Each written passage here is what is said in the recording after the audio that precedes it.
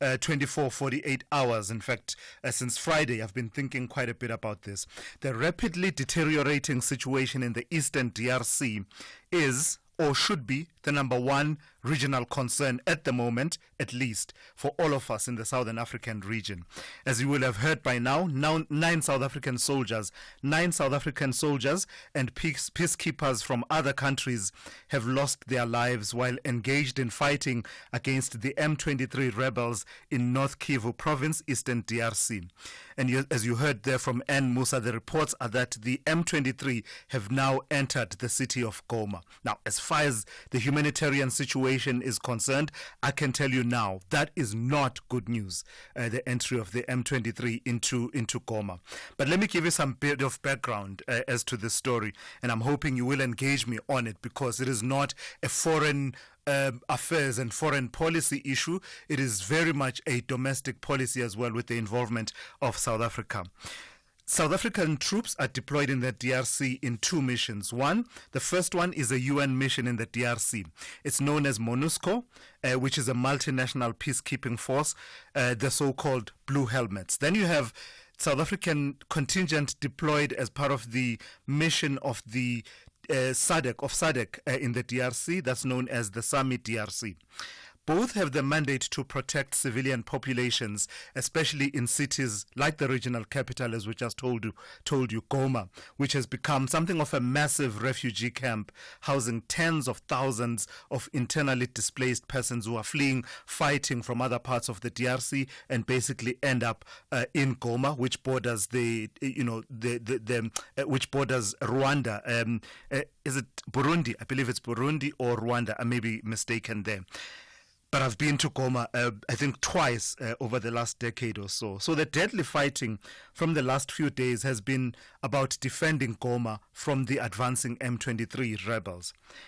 But reports coming in overnight, and thanks to, in part, the reporting of journalists such as Lenin Ndebele of News 24 and others, are that the much-dreaded entry into Goma by M23 has actually occurred. You can only imagine, as I said, what the implications of that are for troops such as the South African contingent with whom the M23 has already engaged in fierce clashes. And let me tell you then that the 9 troops that have died in recent fighting in the eastern DRC add to the tally of South African soldiers dying on missions in various parts of the continent. Let me give you a bit of a timeline. June 2024, 2 South African soldiers were killed in a mortar bomb attack on their base in Sake in the eastern DRC. A month before that, we had 1 soldier killed in M23 rebel attack, also in Sake, during which attack there was damage that was inflicted to some of our armored personnel carriers. In February 2024, 2 soldiers were killed by a mortar bomb, also in the DRC. But I must also tell you that the SANDF has also contributed forces to countries such as Mozambique, where they are helping the government forces combat insurgents in Cabo Delgado, and a few fatalities have occurred in that country as well, including one in August last year and another in 2021. Of course, all of this has as its backdrop the loss of lives of 15 paratroopers. Initially 13, then eventually 2 succumbed to their injuries, taking the tally to 15. And this was 12 years ago in what has now come to be known as the Battle of Bangui. That is the Central African Republic, where South African forces were on what was a murky mission at the time. Murky mission, not so well explained to any of us as South Africans. Of course, we were later to be told by the former Defense Minister Thandi Modise that the troops were deployed in that country, Central African Republic, in terms of a bilateral agreement between the governments of South Africa and the CAR on defense cooperation. Where am I going with all of this? Well, where I'm going with all of this is that, as you heard in the Battle of Bangui, the cry was that the South African forces were not properly equipped. They had been calling for certain equipment to be able to defend themselves. Eventually, the way that battle played itself out, we're told that some 200 South African paratroopers held their own against a force of more than 3,000 rebels that were attacking them. You can only imagine. They had been crying, we are told, for equipment to enable air fire support. The same cries come up over and over again when there's been fatalities in other parts, including in the DRC. So my question to you, that I'm hoping you will engage me, do you know where and why South African soldiers are deployed in other parts of our continent? Should we be demanding more transparency and accountability for these troop deployments, given the losses we continue to suffer amid persistent claims, as I've just told you, that these troops are typically woefully under-resourced for their missions? What should be the response of the South African government following the latest deaths in the DRC? Should we be stepping up our deployment, including resourcing, or be withdrawing our forces, as some are suggesting? What of regional peace and stability, the interests that we have in that if we were to withdraw from the DRC force contributions? And should South Africa be cutting its cloth according to its size when it comes to our military interventions, military diplomacy, and involvements on the continent? Because given the background that generally the SANDF, we know for a fact that it is poorly resourced. I mean, you go back to the work done by Rolf Meyer about a decade ago that looked into the state of our defense force and basically said that we must make a choice. Do we want to continue to act like we are a power that is able to assist and intervene in various situations, or do we accept that in terms of our budgeting for the defense force, we are not able to do some of these missions? Give me a call. Let's engage on this and other issues. I've just put this one on the table, but you can engage me on others as well. The number to dial is 086 000 2032, as well as your WhatsApp voice notes on 061 410 4107. Of course, all of your regulars locked and loaded as usual. And Musa with your news updates every half hour. Rob Byrne with your traffic every 15 minutes or so. Zaikan is watching your sport throughout the morning. And today we have Odwa Makwenju, who is watching your economics, business and market news in Ndauling Lechela's absence for a few days. And Sipho Mantula with your Africa update just before 8 a.m. This is SAFM. We are leading the conversations that move us. The first hour of the Monday edition of the Morning Brief starts now. The Daily News Diary on SAFM. Let's say good morning to Ann Musa. Good morning, Ann. Good morning, Thulas. Did you have a good weekend? Could have been better, but yeah. It definitely could have been better and a bit longer, I suppose. Yep. We wake up to the sad news, Anne. We woke up to it actually on Saturday, the deaths of 9 South African soldiers in the DRC. That's leading in the bulletins today. It definitely is. So we're looking at the latest situation in Eastern DRC. Yesterday, an emergency UN meeting was held, and the UN chief, Antonio Guterres, called on Rwandan forces to actually withdraw from the DRC and also hold support for M23 fighters that were advancing on Goma in the country's east. But this morning, the M23 rebels have now taken control of Goma, saying they will be making an official statement later on today. They have called on the DRC government forces to surrender and also hand over their weapons. So not a good situation. Yeah, no, it's scary. I mean, when they say surrender and hand over your weapons, remember, South African forces have been fighting alongside those forces of the DRC. So you can only imagine the implications for us. Very true. And also opposition parties, slamming the defense minister over the SANDF's DRC mission there. So we will see how things will unfold. In other stories that we're looking at, outcomes of the ANC-NEC Lekgotla, where the party was reflecting on the progress made in implementing its 2024 priorities and also plans in achieving a clear program of action for this year to advance the organization goals. In court, the Gauteng High Court in Johannesburg expected to hear the Umkhonto weSizwe party's bid challenging the SABC's use of the term Government of National Unity, or GNU. The alleged goal girlfriend of Darren Wilkin, that's the man arrested on child pornography charges, expected to appear in court today. Wilkin was found with 10 million images of child pornography and over 500,000 rand, and the 25-year-old woman, who's a web designer, faces charges of possession of child pornography and money laundering. And judgment as well expected in the discharge application by the alleged underworld kingpin Nafiz Modak in the High Court in Cape Town, and he and 14 others are on trial for the murder of the top cop Charles Kinnear. And just lastly, the long-awaited inquest into the 1993 Highgate Hotel massacre in East London starts today in a special tribunal in East London, and this attack happened on the 1st of May 1993. That's when several unknown gunmen entered the Highgate Hotel in East London, opened fire and killed 5 people. 7 others were wounded, 2 of whom eventually died, and the motive for the shooting remains unknown. So no prosecution followed this incident. Hopeful that the resumption of this inquest into the hotel massacre, hopefully assisting in providing some much needed closure to the families of the deceased. So some of the stories that we are focusing on. All right, thank you for that, Anne. We'll hear from you a bit later on. That's Anne Musa there. She'll be keeping you updated on the news every half hour here on The Morning Brief. Thulasizwe Simelane on SAFM. So a quick check then on your weather for this morning. Let's start with one of the warnings, in fact just one warning issued by the Weather Service.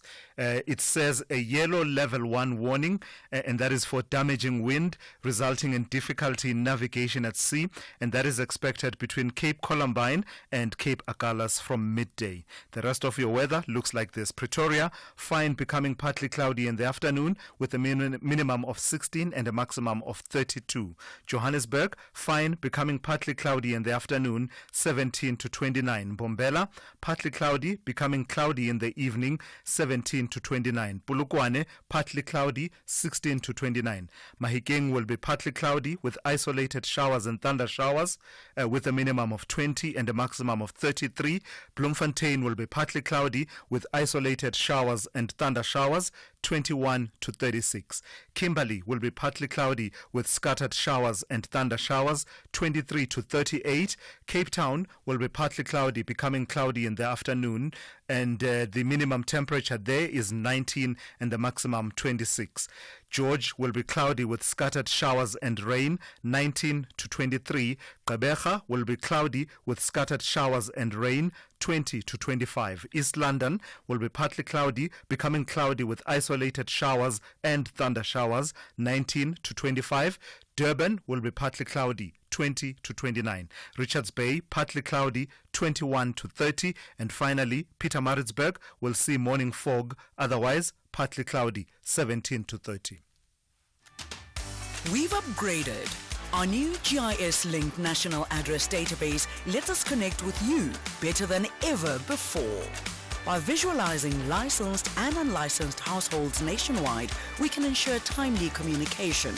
Our payment reminders are a crucial tool to help you stay compliant and avoid penalties, empowering you to take proactive steps.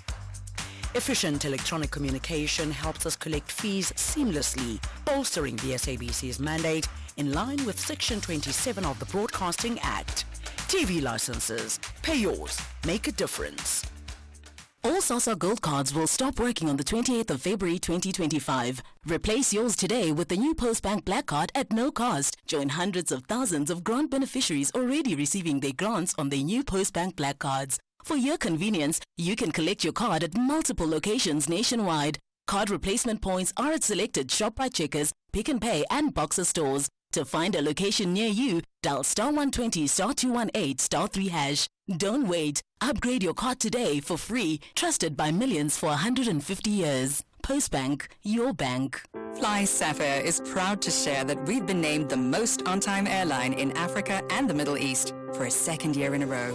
This award by Cirium, the world's leader in aviation analytics, is proof of how important your time is to us and how we genuinely care about getting you to your destinations and loved ones on time, every time. Because each second saved is a moment gained, and we strive to keep making every moment count. Fly Sapphire, for the love of flying. Worldview Update, bringing you closer to international or global news. At 23 minutes after 6, let's turn our attention to this story now. The South Korean President, Yoon Suk-yeol, has officially been indicted on charges of insurrection following his controversial declaration of martial law in December 2024. This marks a significant escalation in a political and constitutional crisis, really, that has placed Yoon at the center of a historical, legal and political battle. The decision came after anti-corruption investigators last week recommended Yoon be formally charged. Let's take the conversation forward. I'm joined by Professor David Munyai, who is the Director for the Center for Africa-China Studies at the University of Johannesburg. As usual, Prof, thank you for your time, and you're helping us navigate what is an intriguing development in one of the foremost democracies in Asia. So the implications of the charges on insurrection is that there's now a dual battle, is it not? That he now not only is battling the issue of, his impeachment, but now faces actual charges of insurrection. The first sitting president to have this happen to them. Oh, indeed. And these charges also have huge implications for him. If found guilty, he is more likely to get life sentence or death penalty, even though it is unlikely that he will be go for the death penalty. South Korea hasn't done that for the last few decades. It hasn't put anyone to death penalty. As the crisis unfolds, since you and I first spoke of it in early December, do you get a sense that there might be a way back for President Yoon Suk-yeol, or is this really the end, the beginning of the end, or the end as it is? More likely the end for him. But I mean, his political party, I think, wants to find the best way of controlling and ensuring that it remains in power. I think that's two things are happening at the same time.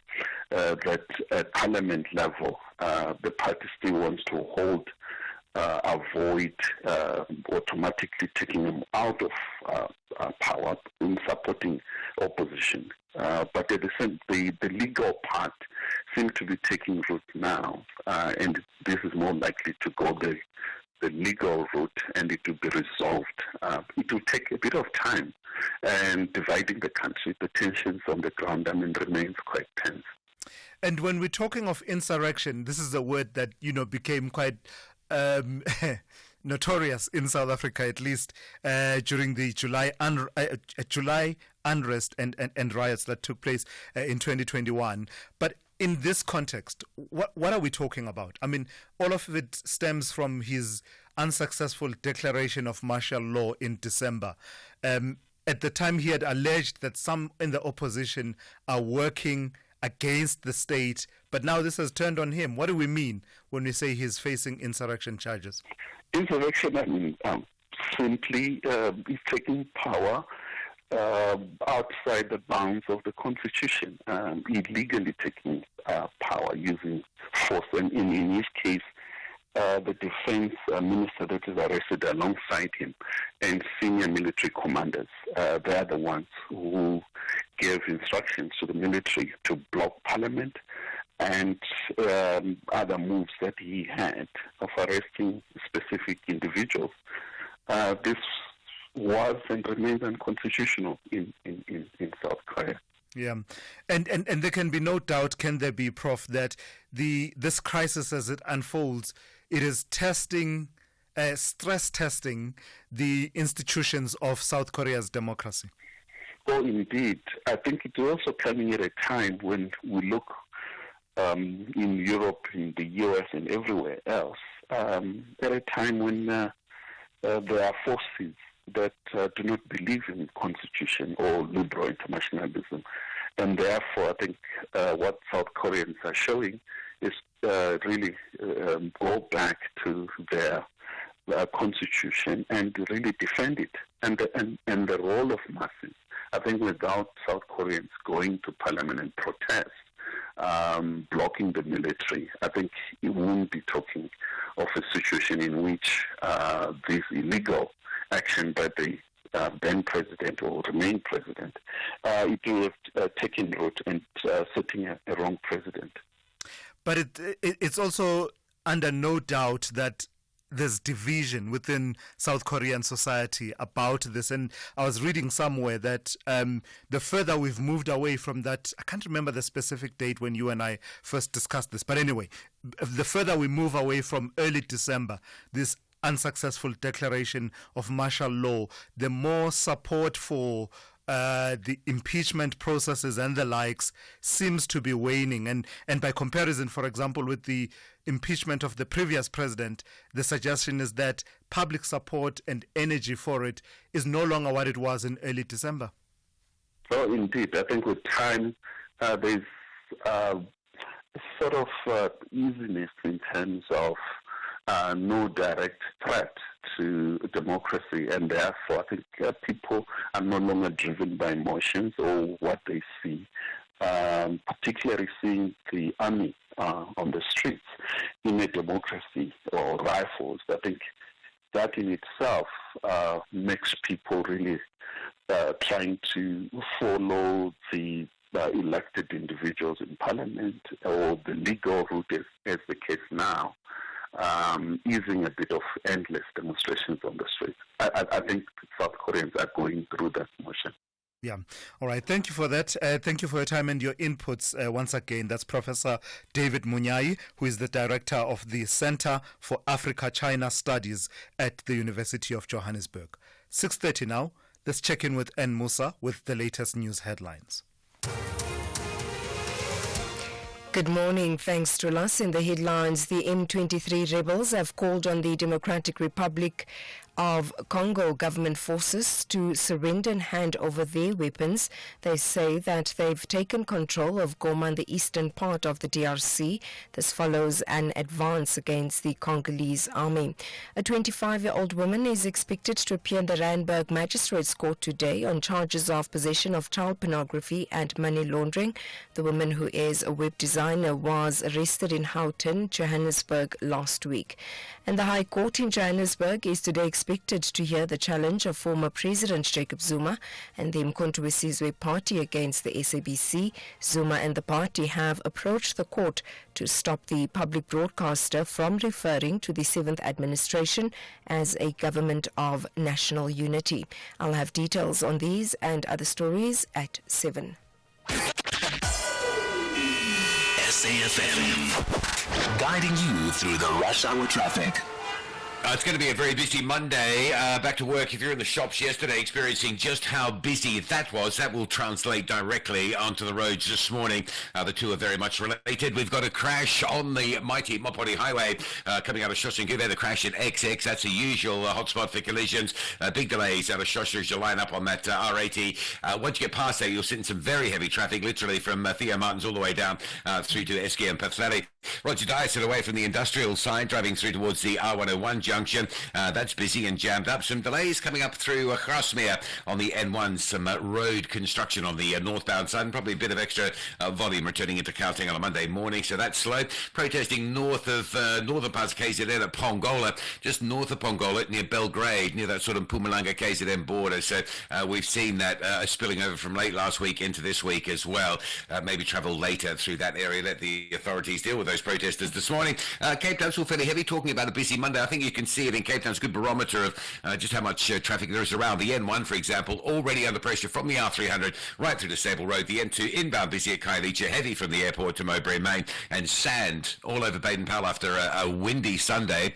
Very thick sand at both Monwabisi and at Coastal Park as well. Rob Byrne, SAFM Traffic. This is SAFM Sport with Zai Khan. I don't believe I should say good morning because there's nothing good about it on the sporting front. So, morning, Zai. Chelsea supporter? No, man. I was about to compliment you and say, you know when not to touch the wounds that are still tender, but clearly you don't. Clearly. Yeah. But you know what? There's still hope. No, it's gone. Oh my gosh. Tell me everything to do with sport except for that. Except for that Yes. story. Okay, let's go to this one. Okay, we'll talk about this team and their missed chances. Richards Bay, I think they hit the crossbar harder than Chelsea and still couldn't find the back of the net. Aye. So we'll give them the award for Monday, okay? Just not finding any goals. But let me tell you about Pirates. They were sizzling. I mean, what, 2 goals in the first half? This is the Nedbank Cup last 32 action played at Kings Wellatini Stadium. Orlando Pirates 3-1, the winners over Richards Bay. Victory seeing the Buccaneers keeping their defence of the South African FA Cup on track. They advance now to the round of 16. Pirates will turn their attention to the Soweto Derby against Kaizer Chiefs on the 1st of February in a Betway Premiership clash. In the meantime, Chiefs defeated free agents who are a Gauteng ABC Motsepa League team with ease in the Nedbank Cup. Chiefs now advance to the next round with a 4-0 win at FNB Stadium. Elsewhere, Emerson's fine header secured West Ham a deserved 1-1 draw with Aston Villa in their Premier League clash at Villa Park. And Manchester United had a rare Premier League win under Ruben Amorim with a 1-0 victory at Fulham, edging them up to 12th. That's in the table. And cricket action, Kevin Sinclair led a West Indian spin trio to give the tourists a sniff of a series-levelling win in the second test with Pakistan on the ropes at 76 for 4. And this is after day 2 in Multan, which is in Pakistan. The West Indies scored 244, and that was in their second innings to send the hosts a task of 254-run target on a spinning Multan Stadium pitch. And closer to home, we also have our own cricket action. The Joburg Super Kings bouncing back in emphatic fashion, crushing the Sunrisers Eastern Cape by 9 wickets in the SA League, and that was the SA 20 League yesterday. And the dynamic duo of Hardus Viljoen and Luto Sipamla ripping through the Sunrisers batting lineup. Viljoen claiming 4 for 24 and Sipamla taking 3 for 13, including 2 wickets in the first over. Chasing a target of 119, David Conway starred with an unbeaten 76, smashing 11 fours and 3 sixes, while Wian Lube added a steady 25. Now, this victory, it was secured in just 14 overs, earned the Joburg Super Kings a crucial bonus point and reignited their campaign after 3 consecutive losses.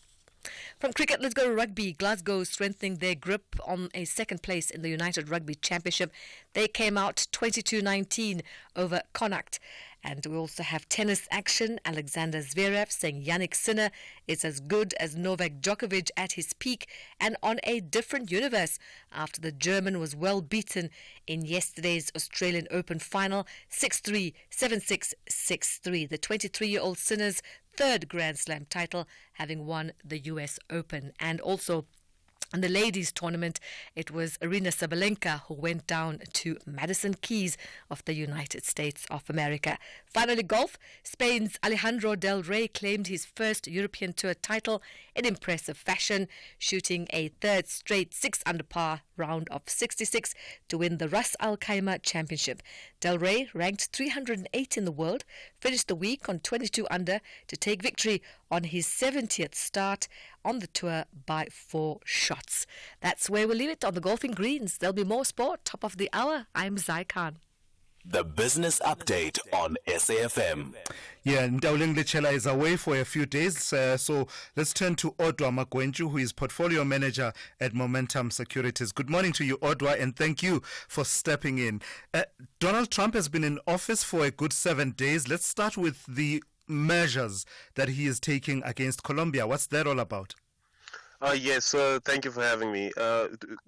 Over the week, as Donald Trump stepped into office, he stepped in with a heavy pen, signing more than 100 executive orders into play, one of which was his stance on the border and the south border.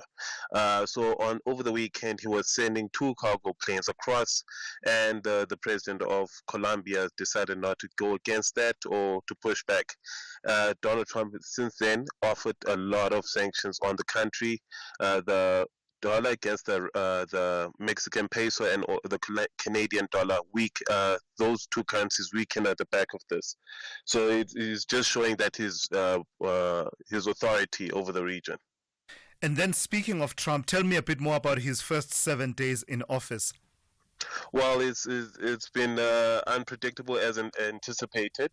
Firstly, we were looking for a lot more tariffs across, especially for China.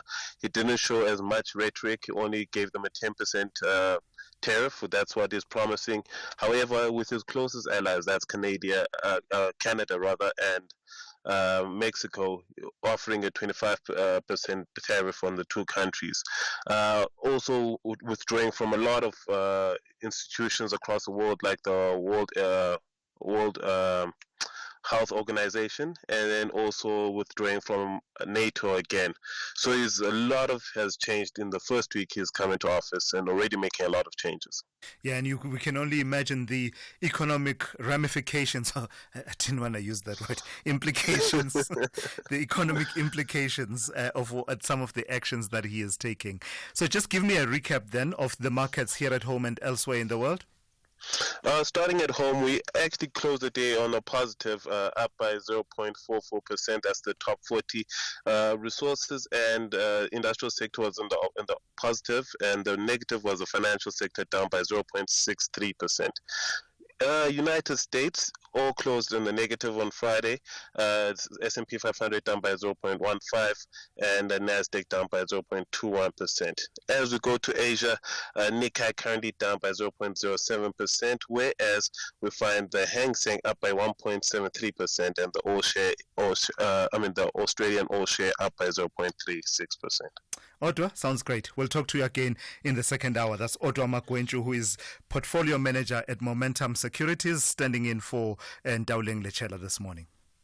Owning a small or medium-sized business takes courage, skill, and determination. The Clientele Legal Business Plan is there to protect, guide, and assist your business in managing the legal risks. Let us handle your labor matters, employment contracts, CCMA referrals, and so much more. Our team of professional lawyers are standing by to assist you. SMS SAFM to 42770. That's SAFM to 42770. Clientele General is an authorized FSP and licensed non-life insurer. T's and C's online. Standard rates apply.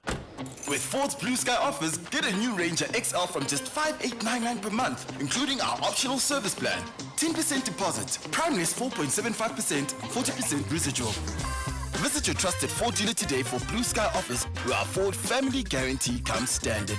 Limited time offer while stocks last. T&Cs apply. Call Thulasizwe now. 086 000 2032.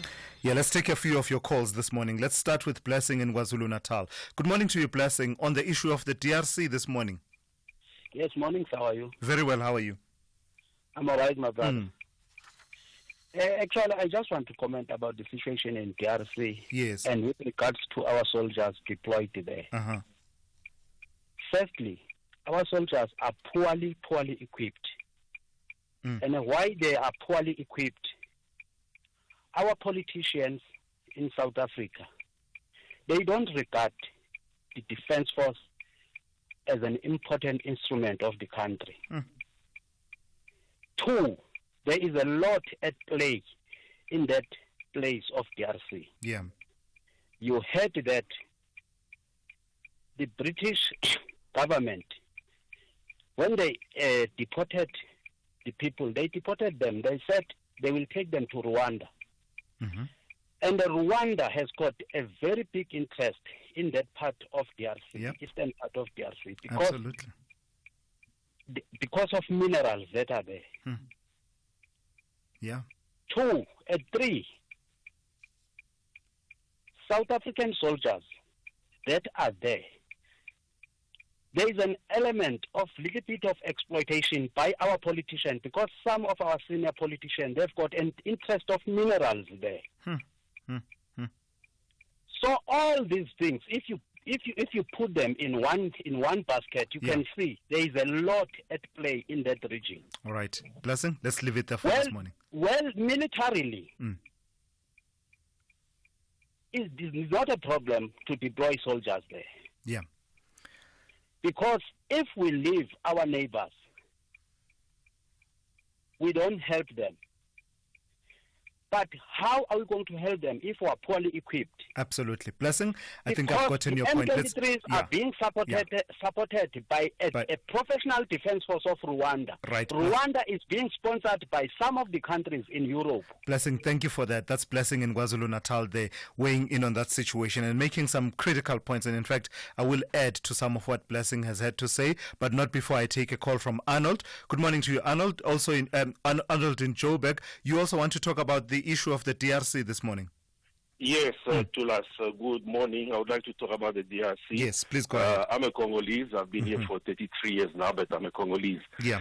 First of all, I will start to conveying my condolences to the sons of Africa who have died. They didn't die in vain, and really, I feel for them. But we have to put this war in perspective.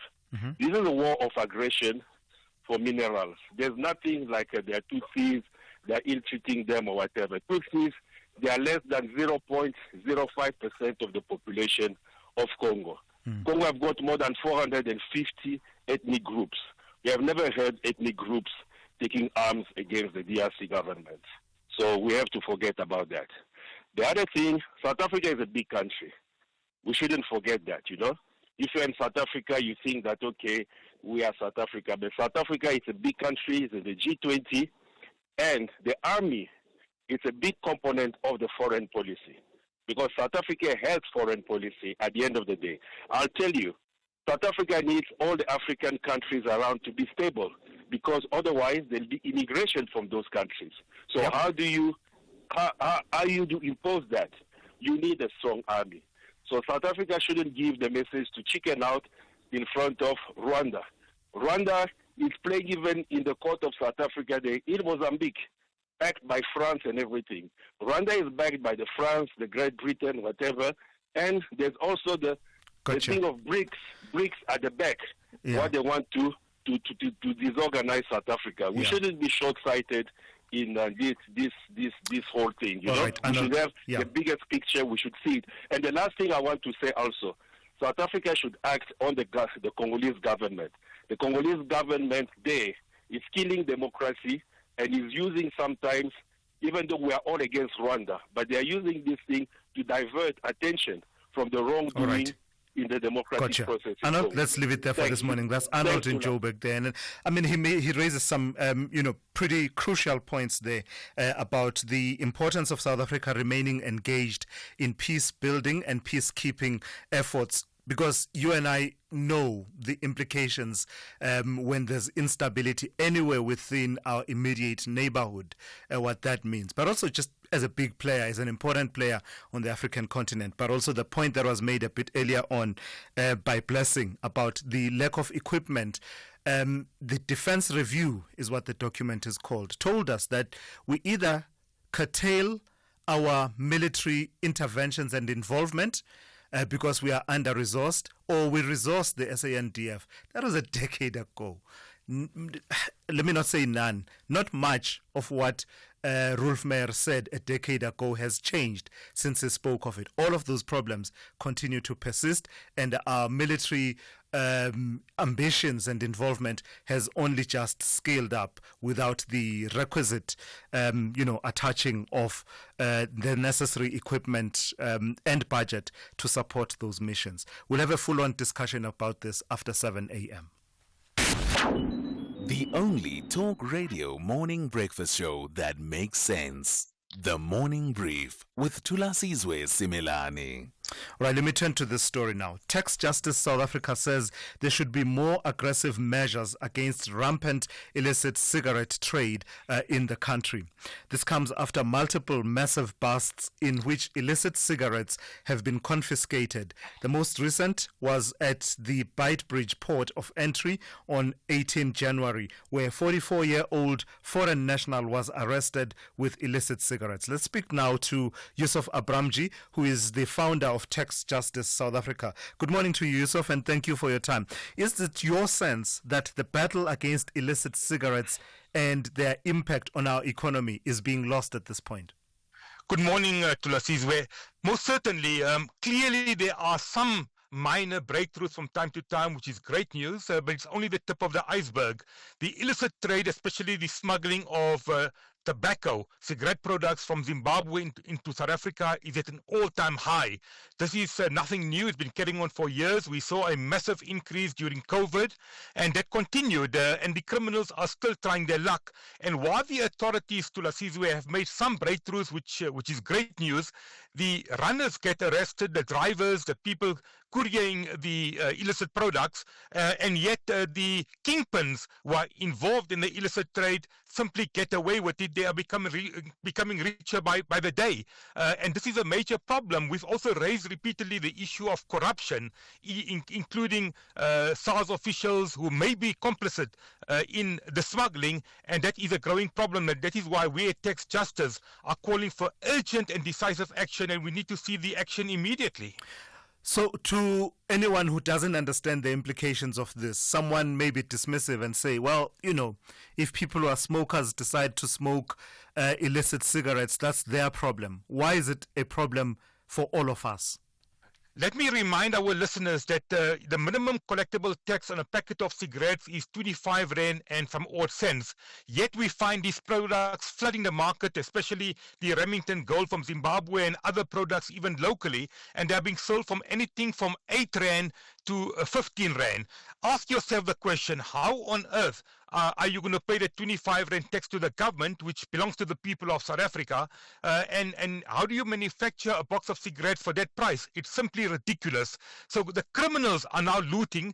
Our estimate, Thulasizwe, is that about 27 billion Rand is lost to the fiscus each and every year as a result of the illicit tobacco trade. Only cigarettes alone. I'm not talking of all other products, which gives you an idea of the extent of the product. Now, we know that the gold mafia expose last year by Al Jazeera, or the previous year, had massive implications for those involved within the trade and also gold smuggling. And yet, up to today, not a single arrest has been made in South Africa. And yet they say the investigations are ongoing and ongoing. The cigarette factories are openly and brazenly still operating. And it tells you that, the law enforcement officials and government must get their act together. Yeah. And also, I think the Zimbabwean government must get its act together by stopping the smuggling from Zimbabwe into South Africa, especially of the Remington Gold brand. And goodness knows what we would do with 27 billion Rand added to our taxes. Lastly then, Yusuf, we are calling for urgent action, and that action must be taken right now. What does that action look like? Does it include, for instance, strengthening the enforcement capacity within SARS? What does that look like following the years of problems that we saw there? It's a multifaceted solution. We believe we need stricter law enforcement. We need the corrupt officials to be brought to book. We need the kingpins, both in South Africa and Zimbabwe, to be arrested. We need our borders, our porous borders, to be strengthened, including the deployment of drones, which the Border Management Authority has already spoken about. And we need the culprits to come before the courts of law, once and for all, to bring an end to the smuggling and to the illicit trade. We also need the cigarette factories that are involved in the smuggling and also in the illicit trade, both in Zimbabwe and South Africa, to be shut down and to be shut down permanently. All right, I've got to thank you for your time this morning. That is Yusuf Abramji, who is the founder of Tax Justice South Africa. SAFM, guiding you through the rush hour traffic. Heavy delays around Shoshingide, top of Pretoria, crash on the Mopani Highway at XX, really heavy coming out of Pretoria this morning. And just behind that, there's a real lot of congestion around the transfer junction in that part of Shosh as well. So you got heavy traffic before you get to the R80, and then once you get onto it, very heavy into that particular crash scene. Rabi and John Foster still closed down around the Hanops River damage in the bridge damage in Centurion. So again, just traffic looping around that closure building up. A couple of lights down on the main road through Lone Hill, causing really unnecessary delays. Main at Lone Hill is offline, that's busy, and then Main and Witkoppen is out as well, so there's all sorts of problems around there. Durban side roadworks on the M4 Southern Freeway going inbound still there. These are a hangover from last night. The roadworks before Quality Street in the Jacobs area, very heavy backlogs to the M2, so as you come up the M2 through the sort of delays at 20 Hill and you split onto the M4, then you're in some trouble as well. A crash and a breakdown before Paradise Valley on your way out of Durban, so queues from Pavilion Mall. So side. And Cape Town, there's been a crash on the N2 into town. It's on the side of the road at Robert Sobukwe, but it means a delay coming through from the airport, and also a collision on the N1 inbound at Hill Basson in front of N1 City Mall, and that's pushing a heavy delay back to Brackenfell. Rob Byrne, SAFM Traffic. With Ford's Blue Sky offers, get a new Ranger XL from just $5,899 per month, including our optional service plan. 10% deposit, prime less 4.75%, 40% residual. Visit your trusted Ford dealer today for Blue Sky offers, where our Ford Family Guarantee comes standard. Limited time offer while stocks last. T&Cs apply. Level up your career with UNISA SPL. Apply for our prestigious programs designed to elevate you to the next level. Whether it's a postgraduate diploma in business administration, PGD in project management, PGD in supply chain management, or stepping up to an MBA, MBL, or DBL, we have the program to help you achieve your goals. Applications are open until 31 January 2025. Apply now at unisa.ac.za/SPL. UNISA SPL, inspiring leaders who go beyond boundaries. Big stories of the day. Hashtag the morning brief. 6 minutes to 7 here on the Morning Brief. Let's turn to this now. The South African Poultry Association is asking the government and Agriculture Minister John Steenhuisen to speed up the rollout of bird flu vaccinations. SAPA says its efforts to vaccinate against bird flu remain stalled due to stringent biosecurity protocols, leaving the industry vulnerable to outbreaks. The poultry sector is the second largest in the agricultural industry and employs nearly 58,000 people across the value chain. Let's speak now to Isak Breitenbach, who is the Chief Executive Officer of the South African Poultry Association. Good morning to you, and thank you for your time. When I was looking through what you've been communicating about the state of the industry, I can't shake off the feeling that you are fighting battles on multiple fronts. The first one, and perhaps the most pressing one at the moment, not to diminish the others, being that of issues of vaccination availability in the face of bird flu outbreaks, one of which we are told has been the worst in a number of years. So it seems to be correct. Avian influenza at the moment is a great threat to us. Europe, most of the European countries has had outbreaks. If we look at the states in America, most of the poultry producing states have had outbreaks of avian influenza. So we're on high alert. And influenza normally come to South Africa through wild birds migrating from Europe to South Africa. So that is a threat. The way that we can address the problem is that we can vaccinate against highly pathogenic avian influenza. But it's a controlled disease. So the government will control the vaccination process in terms of the disease. And as you rightly said, the biosecurity standards that were set is so high that not even our export farms can at the moment comply with that and vaccinate the birds against bird flu. So we are sitting exposed to a material threat of avian influenza, not just impacting the cost to the industry, which was 9.5 billion rand in 2023, but also it threatens food security in South Africa.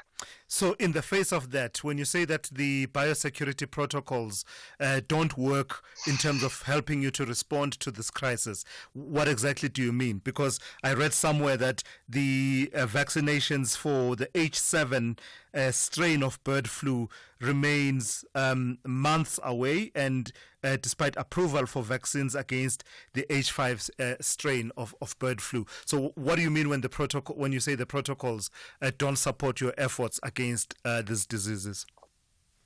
When we talk about the protocols set out the biosecurity standards that we need to comply with.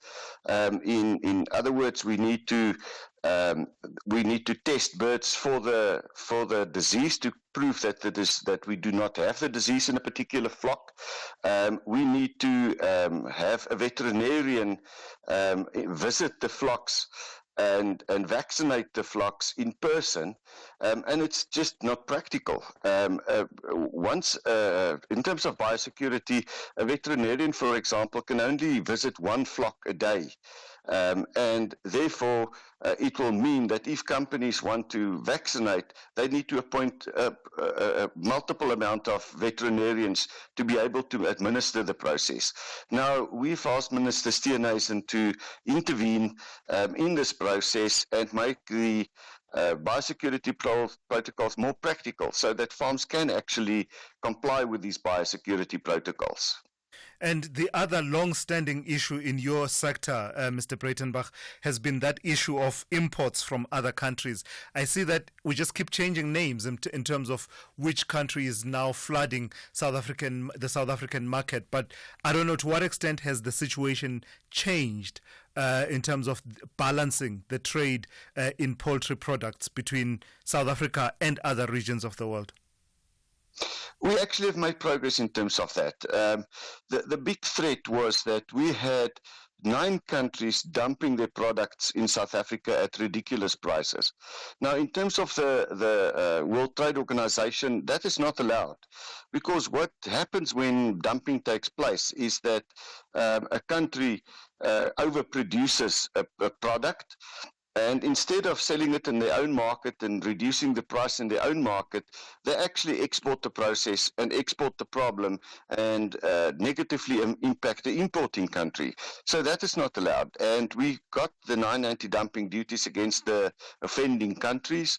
And that process has actually improved quite a lot. And if we look at the amount of dumped chicken that comes into South Africa, the only country left that's dumping chicken in South Africa currently is Argentina. And we can cope with that. So we have seen a market reduction in the amount of dumped chicken coming into the country, and we've addressed that particular concern sufficiently. And very briefly, Mr. Breitenbach, please squeeze in your call for chicken products to be zero-rated. The budget is coming up shortly. Do you stand by that proposition, and what difference would it make? Absolutely. There are 2 issues here. The one issue is we need to get the only animal protein source in the basket of food that we consume to the poor people. So that is the one thing that we need to do. And then we need to give people that do not have access to animal proteins, which is so essential, access to animal proteins via the VAT-free campaign. And that will assist our poorer consumers an awful lot. Right. I've got to thank you for your time this morning. That's Isak Breitenbach, the Chief Executive Officer of the South African Poultry Association. At 7 a.m., let's check in with Ann Musa with the latest news. Outsurance will go out of their way to try and save you money on your car insurance. If they can't, ask for 500 Rand. SMS out to 30754. Now that's good news.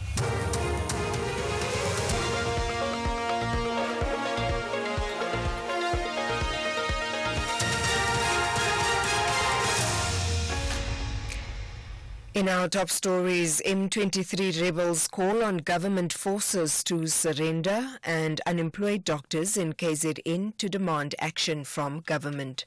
Good morning. The M23 rebels have called on the Democratic Republic of Congo government forces to surrender and hand over their weapons. They say that they've taken control of Goma, the eastern part of the DRC. This follows an advance against the Congolese army. 9 South Africans are among the 13 soldiers killed in fierce fighting with the rebels. 2 of the South Africans were from the UN peacekeeping forces and 7 from the Southern African Mission in the DRC. The BBC's David Bamford reports. Some residents have posted online video of M23 rebels patrolling the main streets. The Congolese government has accused Rwanda of sending troops across the border to help the rebels. Rwanda says Kinshasa supports genocidal militias who want regime change in Kigali. Kenya announced that the presidents of Congo and Rwanda will attend an emergency regional summit in the next 2 days. Meanwhile, the DA says the deployment of members of the SANDF to the DRC is fueling speculation they are in that country to protect private interests. Flights to and from Goma have been cancelled as rebels say they've captured the town.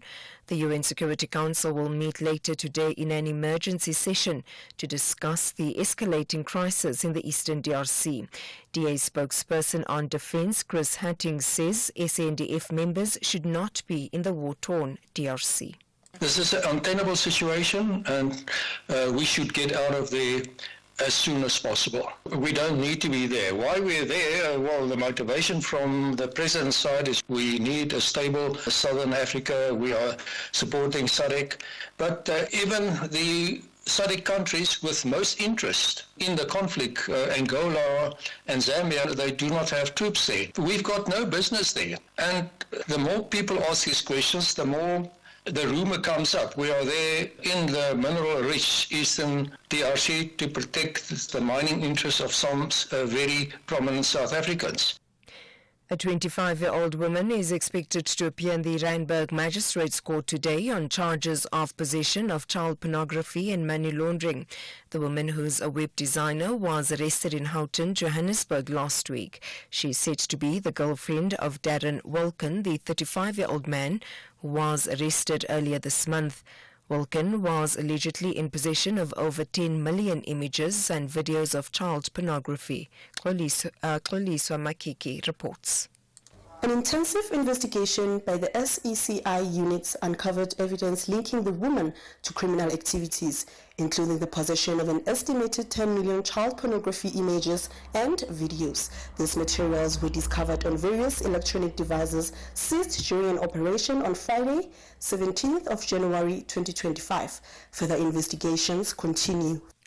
The High Court in Johannesburg is today expected to hear the challenge of former President Jacob Zuma and the Thulasizwe party against the SABC. Zuma and the party have approached the court to stop the public broadcaster from referring to the 7th administration as a government of national unity. The matter was struck off the roll in August last year for a lack of urgency. Kenny Mapanga reports. The applicants are asking the High Court to, amongst other things, declare the conduct of the SABC as unconstitutional and invalid. An affidavit before the court by NK Party leader, former President Zuma, states that millions of South Africans only have access to the platforms of the public broadcaster as their primary news source. Zuma contends that what he terms as the current arrangement in South Africa, as a result of normal and ordinary democratic outcomes, does not fit the definitional elements of a GNU, alleging that the use of the term deliberately misleads the public. The SABC is opposing the application. A group of unemployed doctors in KwaZulu-Natal is preparing to march from the UNISA Pietermaritzburg campus this morning. The doctors are seeking to highlight their plight and demand urgent government action. The state's failure to employ qualified doctors has become a serious concern. Over 1,500 of them are jobless in South Africa. One of the conveners is Dr. Thulasizwe. Our minister said they don't owe us an employment or placement of jobs. Therefore, we are supposed to go to private and or else go to overseas. And we are saying we are here. We started here in South Africa. They supported us as the department from medical school to the community service, and we're saying we are not leaving. We are here, and we are here to serve our communities. Recapping the top story, the M23 rebels have called on the Democratic Republic of Congo government forces to surrender and hand over their weapons. They say they've taken control of Goma in the eastern part of the DRC. For SAFM News, I am Anne Musa. Those were the top stories for this hour. Don't miss out on a possible car insurance saving. SMS out to 30754 for a quote. Outsurance, where you always get something out. This January, to save money, you could cut back on your child's birthday party pack goodies, or you could switch to Outsurance and save on your car insurance premium. Get a quote, and if Outsurance can't beat your car insurance premium, ask them for 500 Rand cash. And make that 1,500 Rand cash if you've been claim-free and with the same insurer for 3 years. SMS out to 30754. That's out to 30754. With Outsurance, you always get something out. A licensed insurer and FSP. T's and C's online. SAFM. guiding you through the rush hour traffic. Heavy backlogs on Joburg's N3. We've got a queue that extends beyond Elan's interchange down in Germiston, all the way past a breakdown at Galulis and up to an issue before Linksfield. So the N3, Germiston through to Edenvale is very heavy. Behind that, the N12 and R24 are dreadfully backed up coming in from Ekurhuleni, trying to get into that N3 via Galulis as well. Lights are down, Main and Lone Hill and Main and Vidcoppen. So coming in from Lone Hill to Bryanston, two queues to work through. Durban fairly busy. A crash at Paradise Valley. That's on the N3 out of town. That's heavy. Traffic backlogging to Pavilion Mall. And there's also some big traffic coming in off Toti side towards Durban. You got really heavy traffic, Tweeny Hill up to Prospect. And then you sit in some very heavy traffic onto the Southern Freeway. There's roadworks at Jacobs. And that queue into the roadworks at Jacobs extends all the way back onto the N2 ramp off the N2 onto the M4. And then Cape Town crash on the M1 inbound in front of N1 City. That's heavy this morning from Brackenfell. And a crash on the R300 north before Van Riebeek Road, causing a big pile up all the way back through to Delft to Kells River under pressure. Rob Byrne, SAFM Traffic. A very good morning to you in your SFM Sports headlines. It's a 4-0 stunner. Kaizer Chiefs tuning up for the Soweto Derby in crushing form. And we also bring you the Blitzbokke. And they just failed to build momentum as they went on to finish for 4th place. We'll have the details of all these stories and more around 7:30.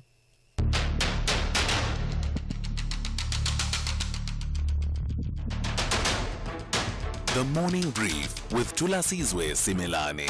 Weekdays, Monday to Friday, 6 to 9 a.m. The Morning Brief with Thulasizwe Simelane. Weekdays, Monday to Friday, 6 to 9 a.m.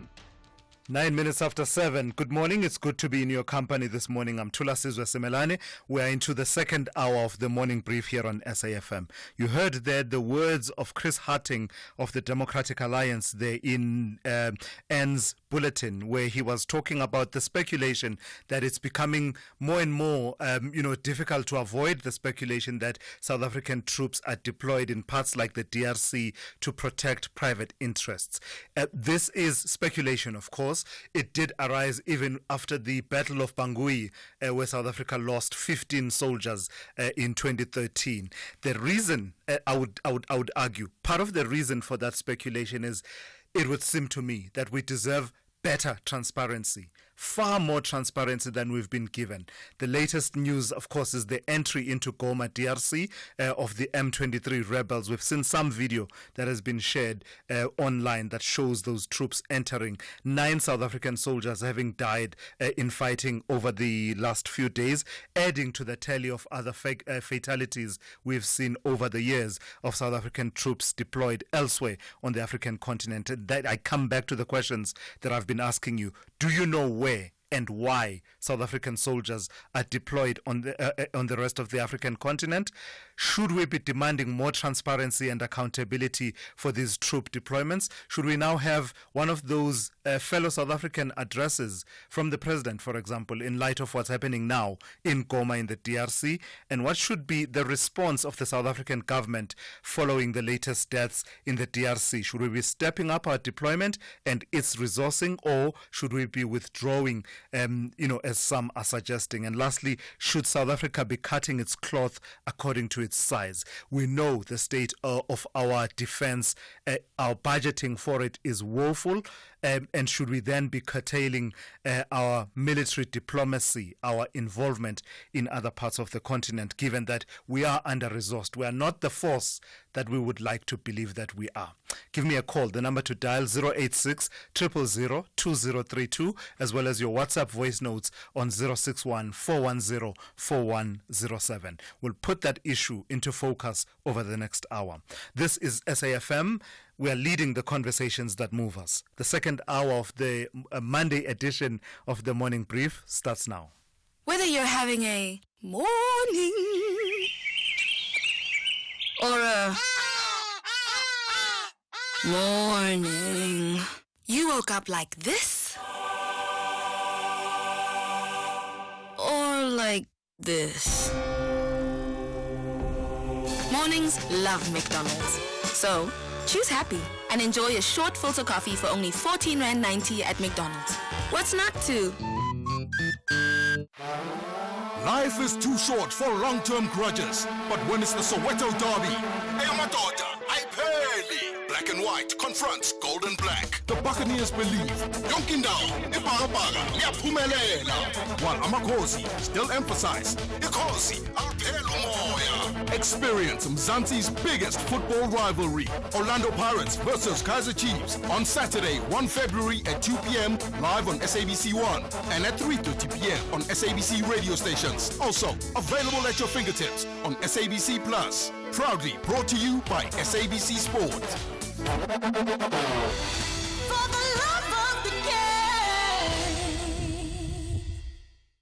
This January, to save money, you could turn off the house lights and use your cell phone's flashlight, or you could switch to Outsurance and save on your car insurance premium. Get a quote, and if Outsurance can't beat your car insurance premium, ask them for 500 Rand cash. And make that 1,500 Rand cash if you've been claim-free and with the same insurer for 3 years. SMS OUT to 30754. That's OUT to 30754. With Outsurance, you always get something out. A licensed insurer and FSP, T's and C's online. The only talk radio morning breakfast show that makes sense. The Morning Brief with Thulasizwe Simelane. So let's begin our focus then on the situation in the DRC as well as South Africa's involvement therein. We start here. 9 South African soldiers have been killed in the Democratic Republic of Congo after an intense battle with M23 rebels on Thursday last week. At least 15 other soldiers were injured since rebels began attacking their base at Sake in eastern DRC. According to reports, the South Africans ran out of ammunition and were awaiting shipments from South Africa.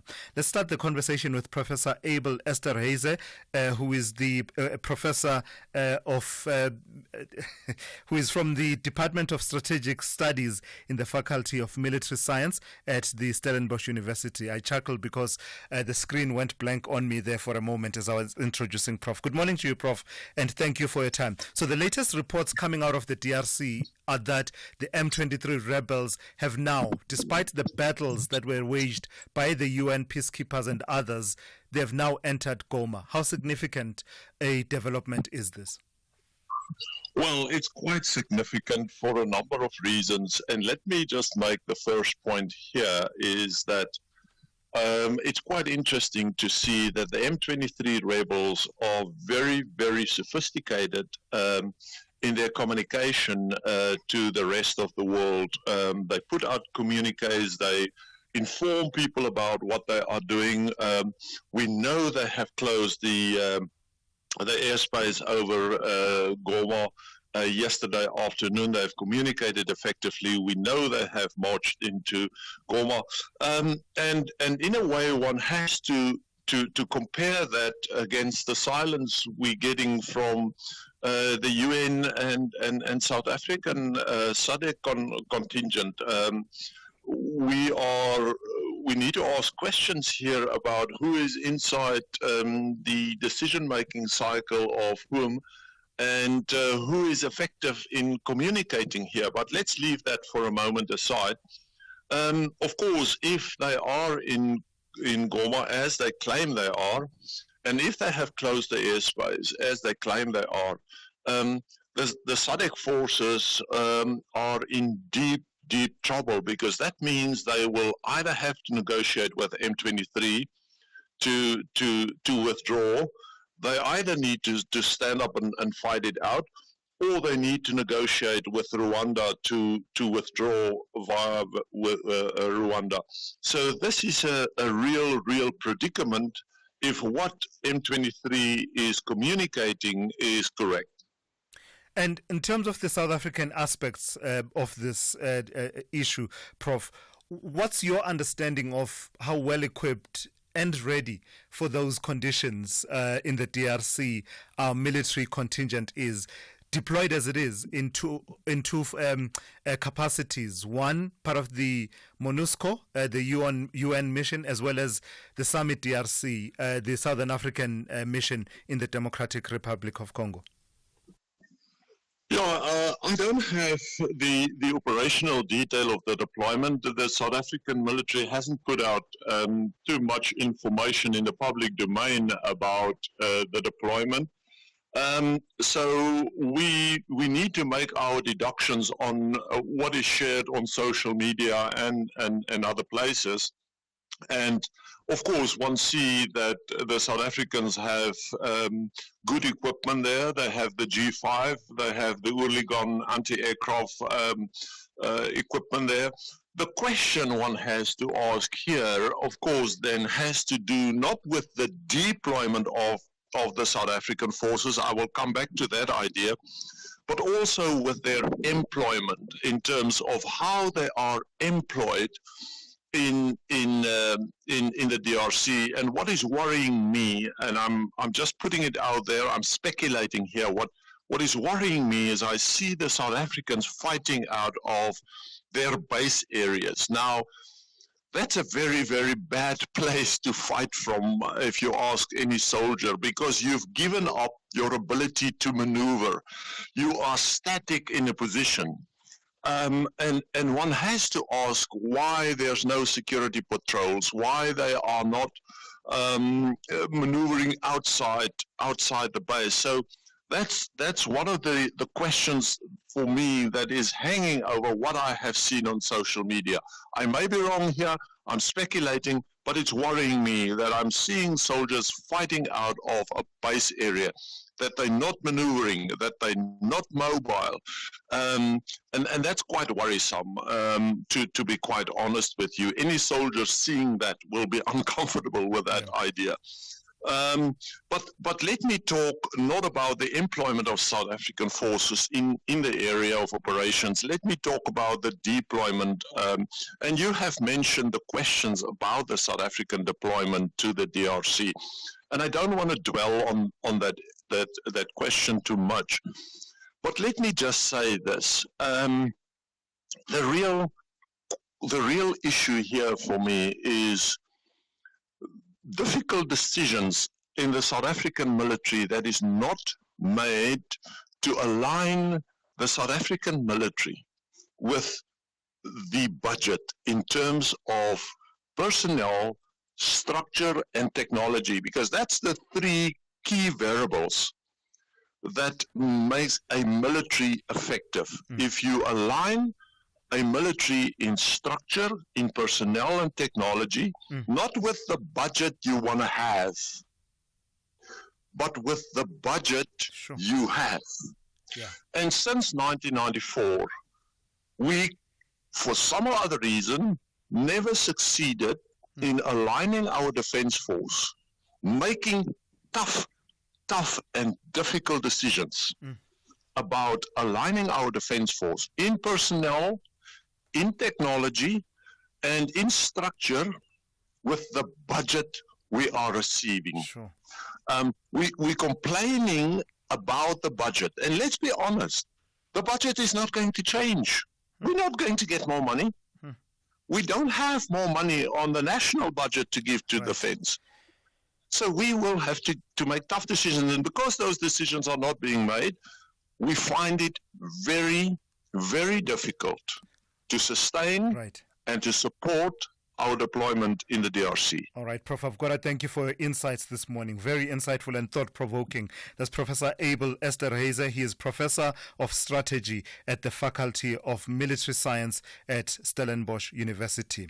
Let's bring into the conversation Jeff Dubazana, who is the National Negotiator of the South African National Defence Union. Good morning to you, Jeff, and thank you for your time this morning. So as we are watching with concern what's playing itself out in Goma in the DRC, what is your understanding of the state of play and the welfare of the South African contingent to both MONUSCO as well as the Summit DRC? Good morning to you and good morning to your viewers.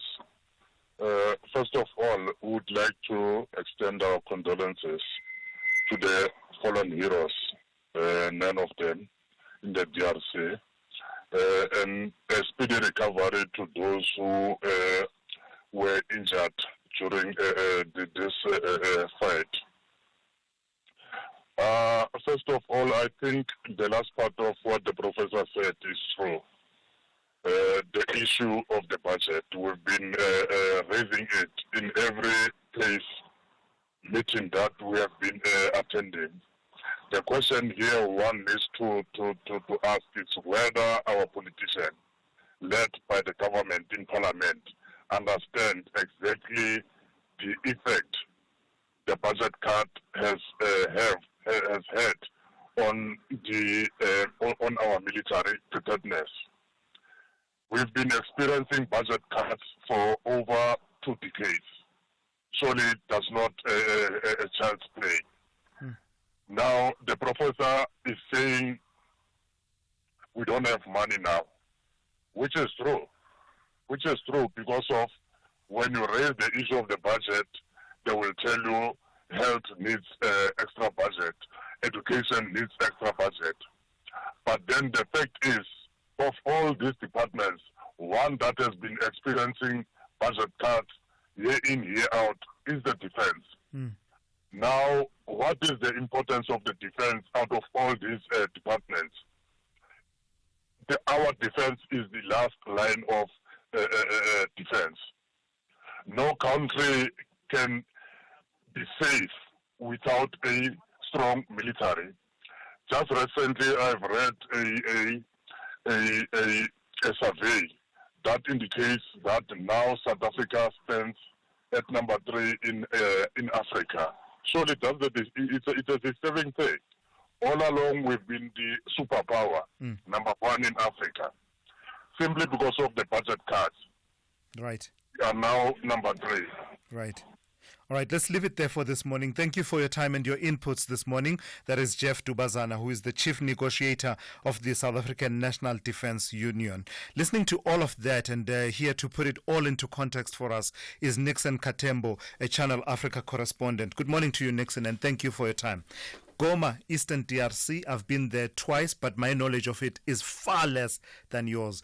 Tell me about its importance, why South Africa and other nations would be willing to put it all on the line to defend Goma, which now, as we are seeing, has fallen to rebel hands.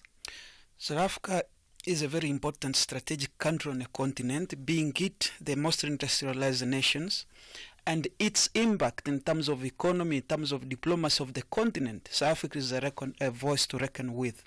Therefore, whoever argued that SNDF should have withdrawn and so on, you don't show that kind of weakness when you have a leverage in diplomatic, economically, and in the decision-making process of the United Nations systems.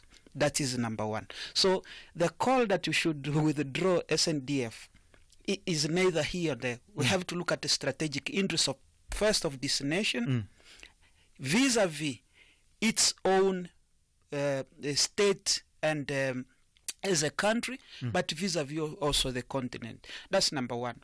What is playing out in the DRC is more or less what have played out in Cabo Delgado in Mozambique. You show the geostrategic nature that have led to the outmaneuvering of SADC forces in Mozambique because of lack of funding again. That the professor talked about and the union representative.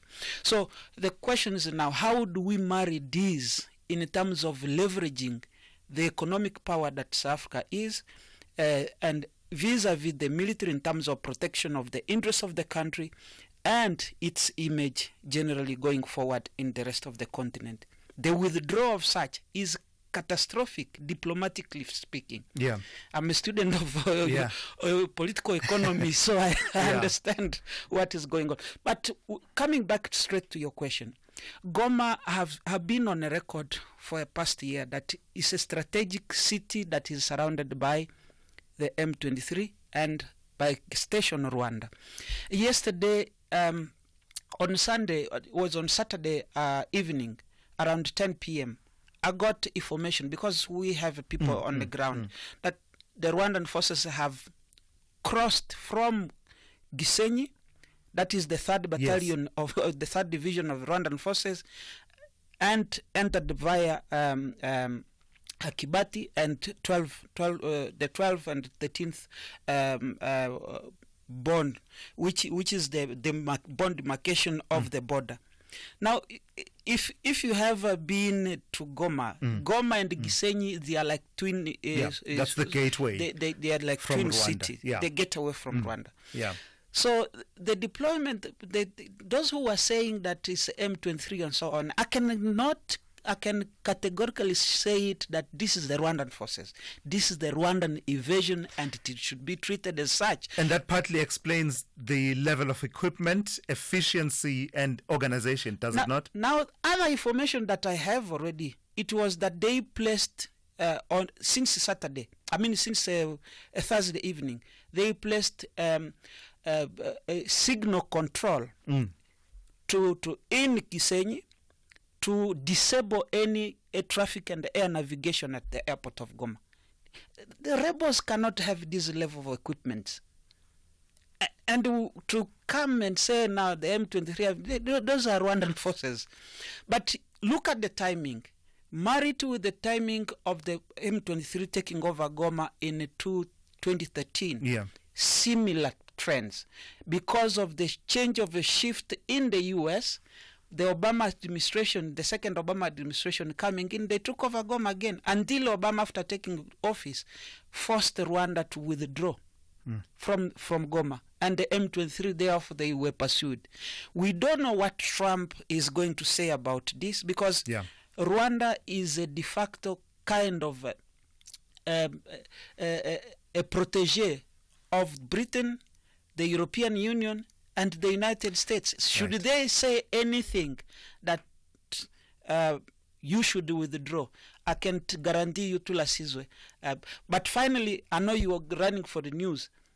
Finally, for South Africa, this is very important to make sure that the military is funded and equipped to the modern state of... Because now the war in Goma has exposed the deficiency in terms of electronic warfare that the SNDF need to be equipped with. But I might say that they have fought, they have done a great job, and anyone who think that they were just overrun, you don't know the strategy and the layout of that particular land. Nixon, thank you for that. And that's always the constant refrain, that in terms of the gallantry of the actual fighters, they can hardly ever be questioned. It's just that the conditions under which they fight, those are what tends to be, that tends to come into question. Nixon Katembo is a Channel Africa correspondent.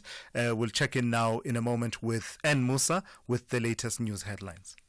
My business is very stressful. Construction and plumbing, anything can go wrong. The reason I chose Outsurance because they align with my vision with regards to customer service. The fact that they won the award for best business insurance makes me feel like I'm in the right hands. Switch to Business Outsurance today and you could get a massive 20% discount on your business insurance premium. SMS quote to 43328. That's quote to 43328 to switch and save today. Licensed insurer and FSP. TCs and information online. Fly Sapphire is proud to share that we've been named the most on-time airline in Africa and the Middle East for a second year in a row. This award by Cirium, the world's leader in aviation analytics, is proof of how important your time is to us and how we genuinely care about getting you to your destinations and loved ones on time, every time. Because each second saved is a moment gained, and we strive to keep making every moment count. Fly Sapphire, for the love of flying. Good morning. Thanks to us. In the headlines, the family of Calvin Moahi, one of the 9 South African soldiers killed in the town of Goma in the Democratic Republic of Congo, says it's struggling to come to terms with the loss. The soldiers were killed in clashes with M23 rebels, who now say they've captured the town. The Israeli Prime Minister's office says Hamas has agreed to hand over 3 more Israeli hostages ahead of the scheduled swap of prisoners with Israel. And a 25-year-old woman is expected to appear in the Randburg Magistrates Court today on charges of possession of child pornography and money laundering. I'll have details on these and other stories at 8. SAFM, guiding you through the rush hour traffic. We've been warning about this. There is a lot more traffic in the mix this morning. We are post-payday, which a lot of people have been waiting for. It takes the longest time, doesn't it, to get the January pay packet? But it's created a lot of extra traffic, a lot of people filling up, topping up after payday, and the routes through northern Joburg are an absolute mess. There are so many traffic light faults from Honeydew up through Rampart Ridge, out towards Kaya Sand, North Riding, Sharon Lee, down into Stratham Park, all over four ways. I mean, coming in on Cedar and Witkoppen and coming in on the main road, coming in Willie Mandela. It's all very heavy, particularly Main Road this morning. Lights are faulty now at Main and Lone Hill Boulevard and Main and Witkoppen and Main and Robin. So if you're in that run in from Kyalami to Bryson, it's an absolute mess. Midrand, the same sort of joke scenario there with loads of lights out. These are long-term faults in routes like Olifantsfontein coming across from Blue Hills towards the highway, R55 from Blue Hills into Kyalami without traffic lights. It's just really, really heavy. Make sure you've got plenty of time to get through it all this morning. Durban battling along. It's a busy Monday. There's roadworks from the weekend still there on the M4 at Jacobs. That's a big queue. Right back on the N2 at Prospectum. That's how bad that is. A crash at Paradise Valley on the N3 outbound. That's heavy from Pavilion and Cape Town. A long queue up the R300 this morning from the N2 deep in Delft all the way up to a crash scene before Van Riebeeck Road. Rob Byrne, SAFM Traffic. This is SAFM Sport with Zai Khan. Hey Zai, good morning to you once again. So the Soweto Derby coming up quite soon, and Amakosi got the boost they needed ahead of that. Oh, absolutely. Turbo boost. Ooh, they are, I don't know what to say, walking into the Derby like they've just been upgraded to first class. Just so you know. They are taking flights is Kaizer Chiefs. What a display from them, by the way. FNB Stadium last night. They dismantled ABC Motsepe League side. Free agents 4-0 was their victory in the Nedbank Cup. Pulemodi shining with the brace. Inacio Miguel's diving header and a late goal from Ranga Chivaviro sealing the win. Chiefs goalkeeper Bruce Bavuma even got in on the action, becoming the first Amakosi keeper in recent memory to claim an assist with a long ball that led to Modi's first goal. The match definitely serving up as the perfect warm-up for the highly anticipated Soweto Derby against Orlando Pirates this Saturday. Chiefs will head into the weekend brimming with confidence. Let's hear from the Amakosi assistant coach Khalil Ben Yusuf. It's amazing to see one team like that in the third division. They played with structure. They have a lot of idea inside. We did well in the first half. We scored 2 goals. It made it the game more easy for us. There is a lot of pressure when you play this kind of game against lower division. And also, we think next game you play derby, so it's difficult to keep concentration for the player. They think about this game and also they prepare the next game. Meanwhile, Orlando Pirates emerged as 3-1 winners over Richards Bay in their Nedbank Cup last 32 match played at the Kings Wellatini Stadium. The victory sees the Buccaneers keep their defence of the South African FA Cup on track. They advance to the round of 16. Elsewhere, Emerson's fine header secured West Ham a 1-1 draw with Aston Villa in the Premier League clash at Villa Park. Manchester United had a rare Premier League win with a 1-0 victory at Fulham, edging them up to 12th on the table. And the Blitzboks, they suffered a heartbreaking end to their Perth Sevens campaign, finishing 4th after a loss to Australia in extra time of the semi-finals. Despite Selwyn Davids scoring 2 tries, the South Africans fell 17-12 with a late yellow card. And controversial refereeing decisions proving costly.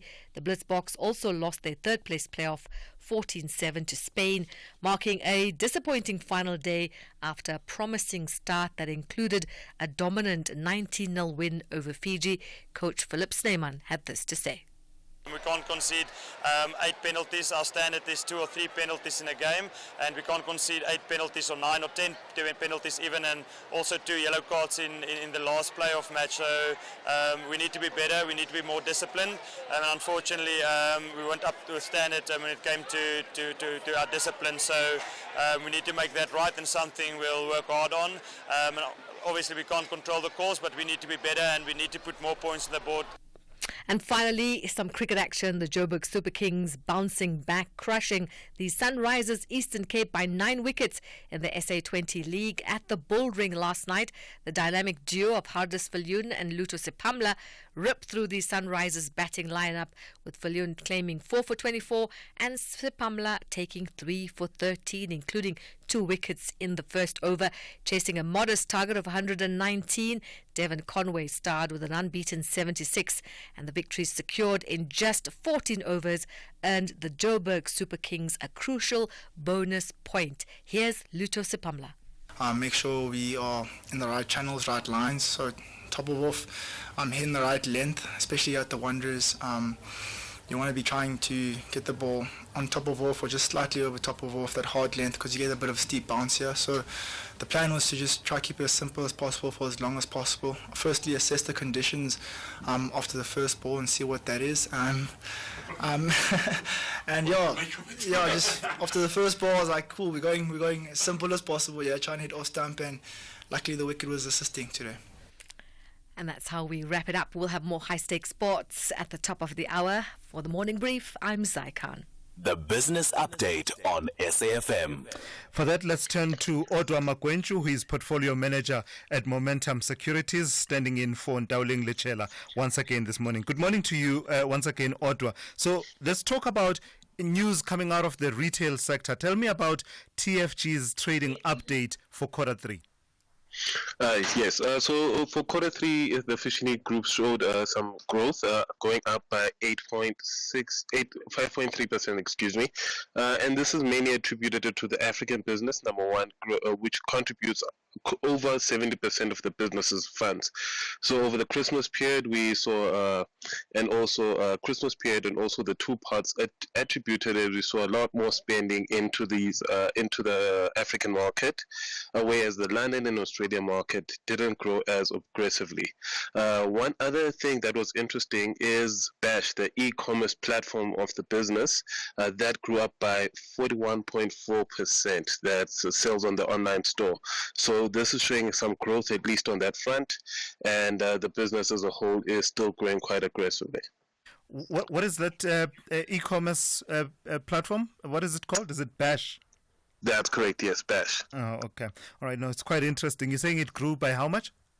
41.4%. Wow, that's impressive. Talk to me about Blue Label Telecoms and them getting approval for license control transfer. What's that all about?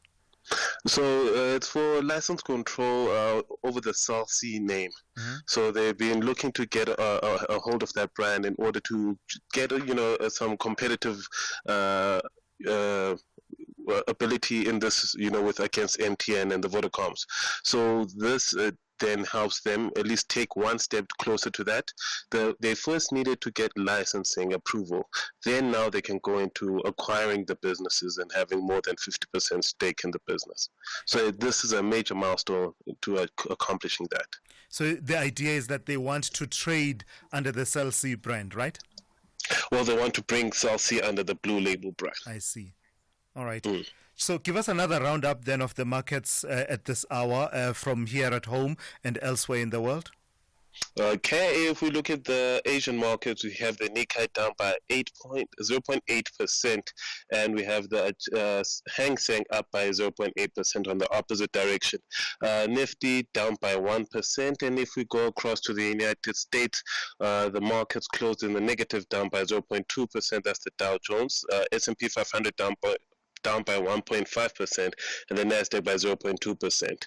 Whereas we bring it home, we are finding the top share, JSE Top 40, that closed up by 0.44%, resources up by 1.69%.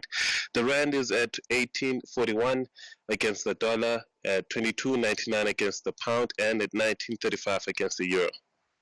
All right, thank you for that. That's Odwa Makwenchu from Momentum Securities, where he's portfolio manager, standing in for Ndauling Lechela. He'll be back with one more update for you just before the resumption of trade on the JSE, and that's coming up after 8:30 here on The Morning Brief. Africa Update on SAFM. For that, let's turn to Sipho Mantula. Raz, good morning, and we'll start with pretty bad news coming out of the DRC. We've been focusing on it quite a bit, the news coming out of Goma in the eastern DRC. refreshment to that and Jumbo Africa. Indeed, Tulas, it's very humbling to find from the first hour of the show listeners also contributing to the current situation of the Eastern DRC. Tulas, what we are picking up now is that yesterday there was an emergency briefing of the UN Security Council where South African permanent representative at the UN, Ambassador Joyini, had to raise the issue of Rwanda. Tulas had to raise the question also of going back to the Luanda-Nairobi process of engagement between both the M23 rebels and the government of DRC. What we have also seen, Tulas, that it's not only South African soldiers who have lost their lives. We have also 3 Malawian peacekeeping soldiers who were part of this. Uruguay also part of MONUSCO. They've lost some of their soldiers in this battle between M23 coming into Sake. Tulas, as you have said, some of us have been to the DRC, Sake, Masisi, Rutshuru, Walikale, and coming to Goma, as you said, is very close to Eastern Rwanda in terms of Kiseni border, as well as you cannot leave Burundi, Tulas. That's how it's very important when we read the current situation in the Eastern DRC. They've also lost their military governor, Thulas, in Goma, who was part of visiting some of the soldiers outside the capital city of Goma. And as we have said, Thulas, the SADC mission is not South Africa. It is composed of SADC member states who have to contribute to the strengthening of the SADC mission. Yes, we have domestic challenges, but it is important to link our military intervention with our foreign policy. Yeah, absolutely. Let's turn to news from elsewhere then, Sipho. Let's talk about the Nigerian president, Bola Tinubu, arriving in Dar es Salaam. And this has to do with an energy summit, does it? That is quite simple. This energy summit starts today until tomorrow. It is called Mission 300 Africa Energy Summit. You have the AU, you have the Africa Development Bank, World Bank, just to engage on the energy challenges that are facing the African continent. I see our Minister of Electricity also, Minister Khotsenso Chigamajika Ramakhupa, will be there to raise, to raise the issues that South Africa is facing in terms of the energy sector. More so, we are chairing the G20 and the issues of equitable global energy future, Tulas, very important in this meeting. Nigeria, as you know, Tulas, they've been struggling with power. You have many generators in that country, but they have capacity also can generate power to West Africa. Yeah, there really is a big challenge in Nigeria. Grid collapses that we fear so much in this country are something that occurs from time to time in Nigeria. News out of the diaspora now. Tell me about the concerns of the Haitian leader about the new U.S. President Donald Trump's policies. Remember that Voltaire, Thulasizwe current transitional president, considers warned Trump, saying that if he's talking about freezing aid programs, deporting migrants and blocking refugees, it will have a negative effect towards Haiti. This is the same Haiti that we know Trump in the first term. He said bad things about Haiti. And that's where they are saying that particularly we have 1.5 million Haitians who are in the U.S. and who are also assisting their own families back at home. So that's why it is very important to understand the link between the U.S. and Haiti. Particularly, we know, that there's a gang violence that is going on, and the U.S., under the presidency of Biden, supported the UN mission in Haiti. So they are very concerned about Trump's views on the question in Haiti. And closer to home, here in Southern Africa, tell me about what's happening in Zimbabwe around President Emmerson Mnangagwa. You know, Sipho, I covered the crafting and the drafting of the Zimbabwean constitution, the current one, and I remember this issue of how many terms a president should serve being a key issue in communities where the committee would go for consultations. It seems now the moment to reckon with those choices has come. Absolutely, Thulas. There's a campaign that is called ED 2030 Mantra, and now you have Zayimbi, who they say is a senior member in the ruling party, who has jumped now to support the extending the term of President Mnangagwa as it's ending on 2028, and his term has to end in 2030. Remember that Constantino Chiwenga, Thulas, is waiting to be the coming president. Now, Mnangagwa can want to use the removal of Uncle Bob in 2017 to say that was not the first term. It was just the caretaker presidency or opportunity, but now you have the next elections coming in Zimbabwe, and as we said, some of the senior brass in ZANU-PF, it seems they want the crocodile to come back, Emerson Dambuzo Mnangagwa. Yeah, it will be interesting to see how they navigate those waters. Finally, Sipho, in your historical archives, you take us back to 27 January 1961. It was a momentous year, at least in the liberation struggle, was 1961. What happened specifically on this day? Absolutely, Tulas. It's almost 64 years what we talk of the Pondoland revolt, a resistance against the Bantu Authorities Act, Tulas, that led to the mass arrest of the people who were leading this protest in the homeland of the then Transkei, Eastern Transkei. This is very important, Tulas, because it was around imposition of tribal authorities and land reclamation program. This matter went as far as to the TRC, Tulas, because there were people who were killed, almost 23 people who were killed in this Pondoland revolt against the land question. And it's very interesting, the question of the restoration of land to the people or the public property, Tulas, that we are talking about. That is it the land that we are going to take away from the then apartheid holders, or what will happen? Is it the land? Is it the immovable properties? This is a debate that will be taking even in the TBCC state around the public properties that the state have to expropriate. As we know, this is a new language to us that is coming after the president have signed into law the bill that of 1975, giving effect to Section 25. Asante sana Tulas, as well as in the conversation, SFM observing the education month. Sipho, thank you for that. That's Sipho Mantula there with your Africa update for today here on the Morning Brief. Call Thulasizwe now, 086 000 2032. All right, let me take a call from Soli in Cape Town. Good morning to you, Soli. You want to talk to me about the situation in the DRC, and I believe you are Congolese. Good morning, Tuli. How are you doing here? Very well. How are you? I'm good. Thanks for asking. Yeah, since morning I've listened to your show regarding the situation in east of Congo and DRC. I don't know how people have been informed the world. I'm a Goma born Natal, and we have some few contact there, whom we busy talking to. Yes, the country is in the war, but saying that the Goma has been following the end of M23 rebel is a false rumors all over the news. It's really? Not right. Yes. So it hasn't. So Goma hasn't fallen, as far as you understand. What's the exact situation then? The situation is there's war. They have attempted to enter Goma, but the force of FIDR6 force has taken control of Goma. The airport is open, but there's some, when the country is in the war, so there's always signs of there's war in the country, but there's not any rebel who has taken control of Goma. Like, for example, when they take control of a country, the first place they have to go is the station radio, and which is still operation up until this morning.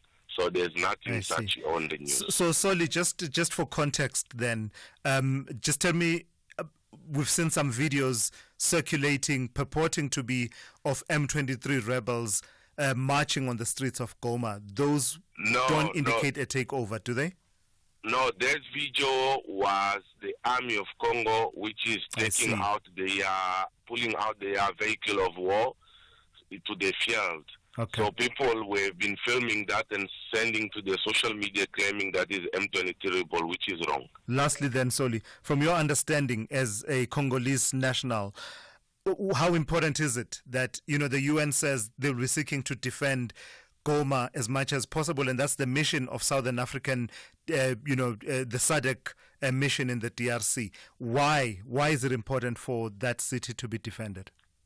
Truly, we must tell you the truth. Goma, or eastern of DRC, is full of resource mineral, and those resources, many people around the world, many countries, eastern country in Europe and America are depending on those resources.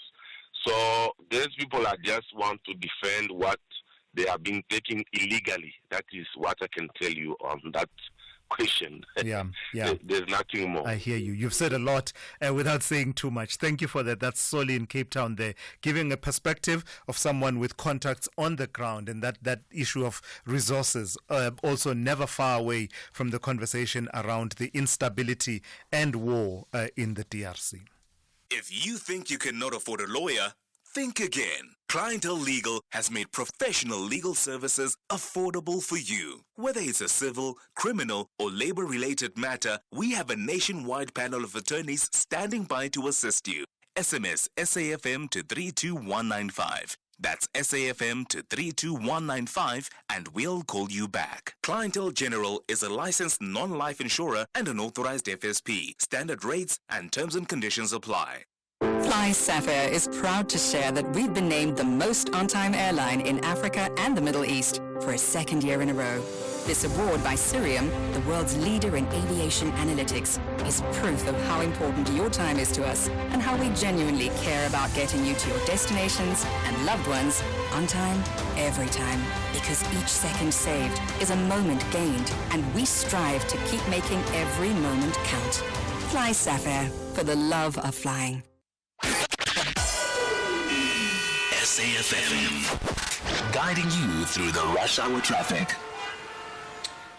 It's a really very busy Monday, the busiest by some distance for 2025. Here's the big ones. The N3 going north, a crash at Linksfield. Very heavy getting through Galilee's interchange. N12 from Benoni into Boksburg, heavy down towards the R21. That looks like a crash on the N1 north in Pretoria at Gasfontein, causing a backlog, and southbound at Old Joburg, causing a backlog coming down through the Brockfontein interchange. Protesting north of Durban at Pongola, blocking the road north of town. M4 Southern Freeway roadworks at Jacobs causing big delays, and Cape Town's R300 going north is heavy. A crash before Van Riebeek Road, backlogging heavily to Delft. Rob Byrne, SAFM Traffic. Big stories of the day. Hashtag the morning brief. 6 minutes to 7 here on the Morning Brief. Let's shift our focus to issues to do with energy supply in the country. City Power is opposing Eskom's proposal for an adjustment to the current tariff structure. In addition to requesting a 36.1% increase in tariffs last year, Eskom also asked the National Energy Regulator of South Africa on Friday to consider a request to change the way electricity usage is calculated. It's all a bit complex, but it all matters. Let's speak to Frank Hinda, who is the Senior Manager for Tariffing at City Power. Good morning to you, Mr. Hinda, and thank you for your time. As I said, it's a bit complex and it sounds a bit technical to me, but you will be able to explain it better. You are saying as City Power, over and above the 36.1% proposed tariff increase that we as consumers are concerned about, we should also be concerned about Eskom's proposal to change the tariff structure. Explain that for us. Why does it matter to us? Good morning to you and good morning to the listeners. It is our matter of concern because changing tariff structures involves, even though the overall increase is, in the case of Eskom, will not be the same. Different customers will be affected differently depending on the structural change. For example, they are proposing to increase the summer tariffs and reduce the winter tariffs. So in that case, those summer tariffs would then, you're looking at an extra 10% in top of what NERSA would approve. They are also proposing things like legacy charge that which is not clear in terms of what, because the methodology doesn't seem to provide for a legacy charge. Yet they want a tariff that it should be catering for that. And that could then eventually result in additional cost to the customer. So the upshot of it all is that what we are debating as 36.1% increase in tariffs may actually be even higher. Yes, for different customers. So some customers it might be lower, but for other customers it might be higher because of the tariff structural change and how that would impact the customer. So you as City Power, being closer to the customer and understanding the various demand cycles in winter and in summer and the average usage within the city, what's your assessment of how this would impact your customers? It will impact our customer negatively, us negatively, and eventually our customer. Because if Eskom is proposing to change the the peak periods from the 2 hours in the winter to 3 hours in the summer.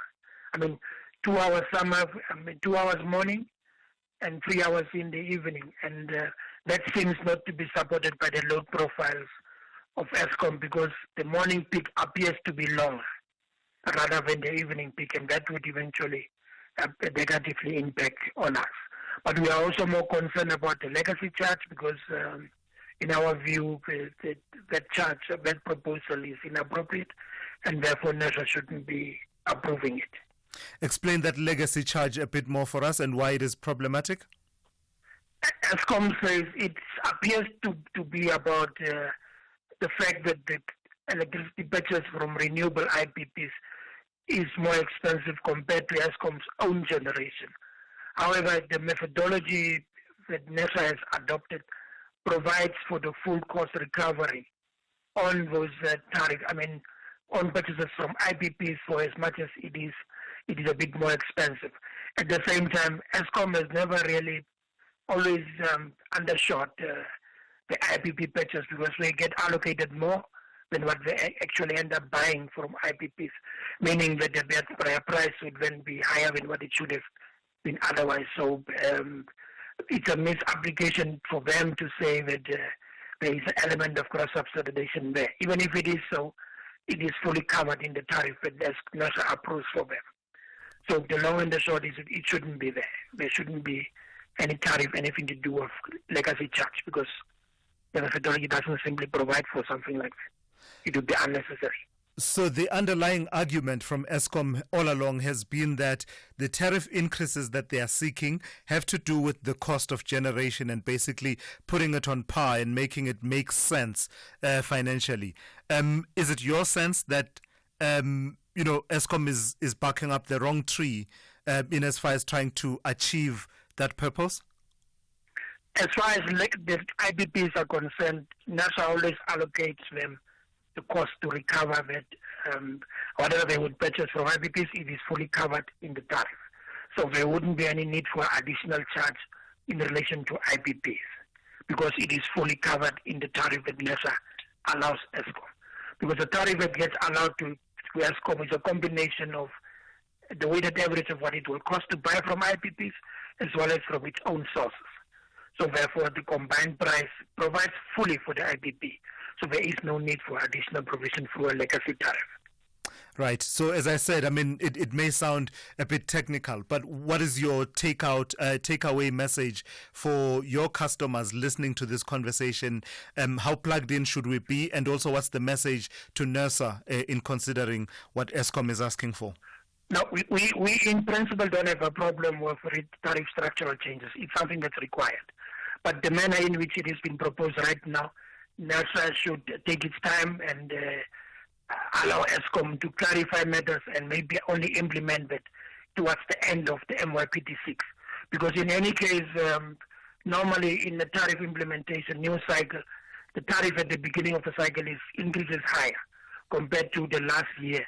So NERSA can allow more time, fix these issues, and implement these structural changes in the last year of the new tariff cycle. That way, the price increase could be more smooth on the customer. All right, I've got to thank you for your time and your insights and for highlighting this issue that we should all be paying much more closer attention to than we perhaps are doing at the moment. That's Frank Hinda, who is a senior manager for tariffing at City Power. Let's check in now with N. Musa with the latest news. Outsurance will go out of their way to try and save you money on your car insurance. If they can't, ask for 500 Rand. SMS out to 30754. Now that's good news.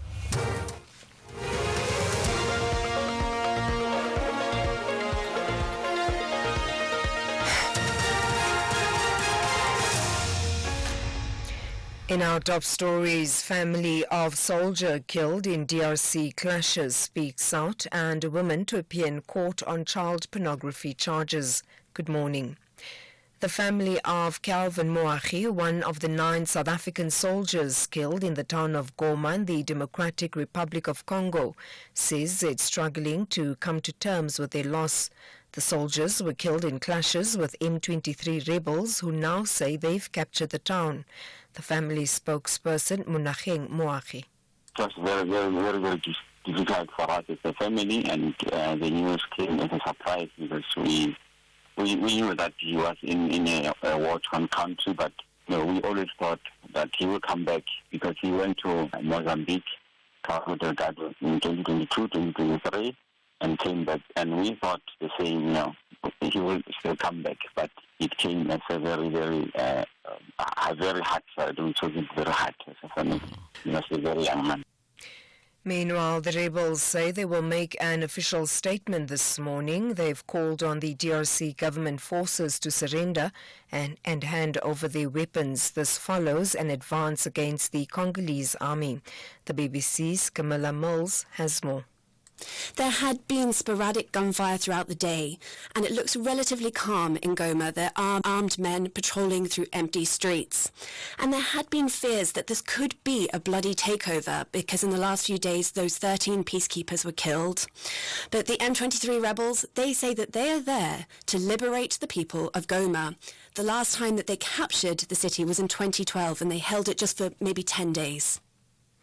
The Israeli Prime Minister's office says Hamas has agreed to hand over 3 more Israeli hostages ahead of the scheduled swap of prisoners with Israel.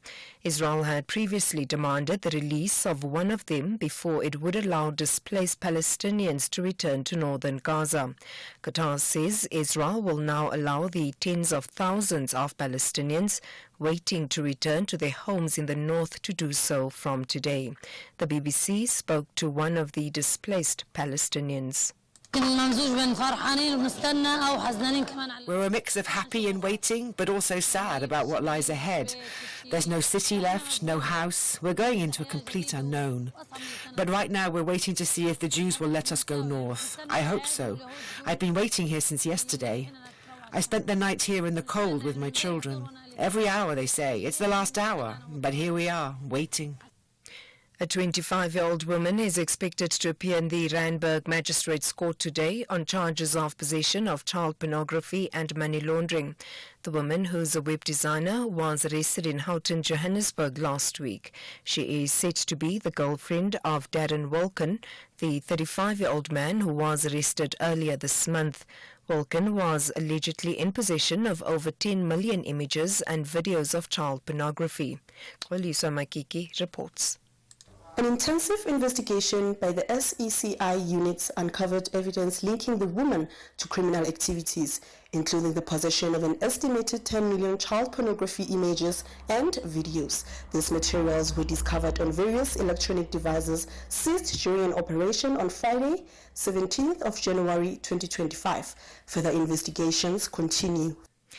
And finally, Northern Cape Police Commissioner Lieutenant General Thulasizwe Simelane has commended Porter pilot Captain Janita Becker for going the extra mile to ensure the safety of the community and SAP's colleagues. Becker, who is from the province's Air Wing unit, caught a Cape Cobra and a Puff Adder at the Belmont SAP's community service. It took her 20 minutes to trace and catch the Cape Cobra, which was hiding in a filing cabinet at the police station. Provincial Police spokesperson Sergio Kok. The Provincial Commissioner, the Northern Cape Lieutenant General Thulasizwe Simelane, commended Captain Janita Becker of the NC SAP's Air Wing unit for going the extra mile in ensuring the community and SAP's members is safe and secure at all times. Captain Becker completed her level 1 and 2 snake catchers course between 2019 and 2022 in Kimberley through the African Snakebite Institute, and is trained to identify, catch, and release a snake into its natural habitat.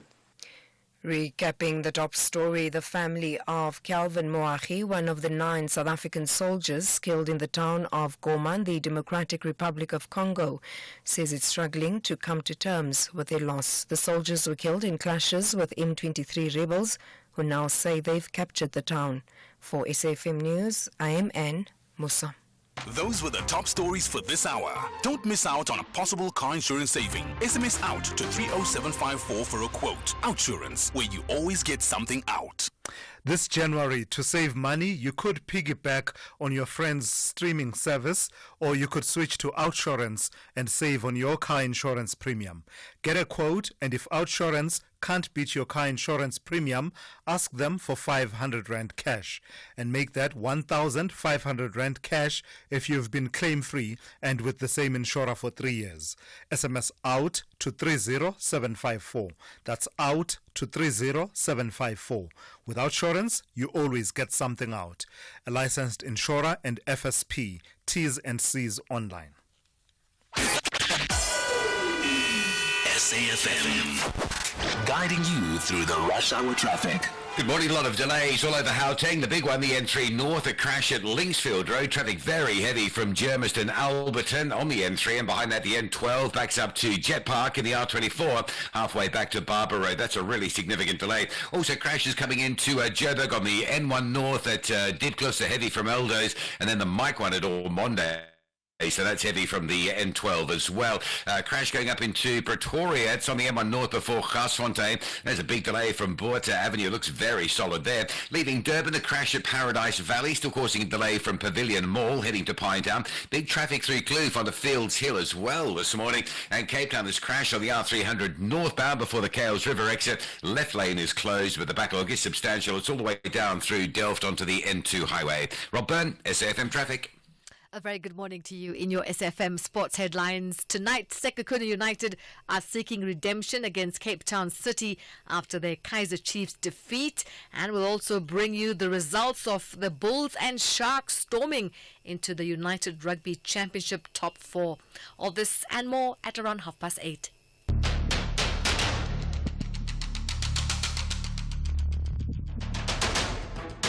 The Morning Brief with Thulasizwe Simelane. Weekdays, Monday to Friday, 6 to 9 a.m. The Morning Brief with Thulasizwe Simelane. Weekdays, Monday to Friday, 6 to 9 a.m. 8 minutes after 8 on this Monday. Good morning. It's good to be in your company. We're into the third hour of the morning brief here on SAFM. I'm still reeling. I'm still shocked. I'm in shock from that story that Ann Musa read there out of the Northern Cape, Belmont SAPS Community Service Center, the police station there. Wow. What a story.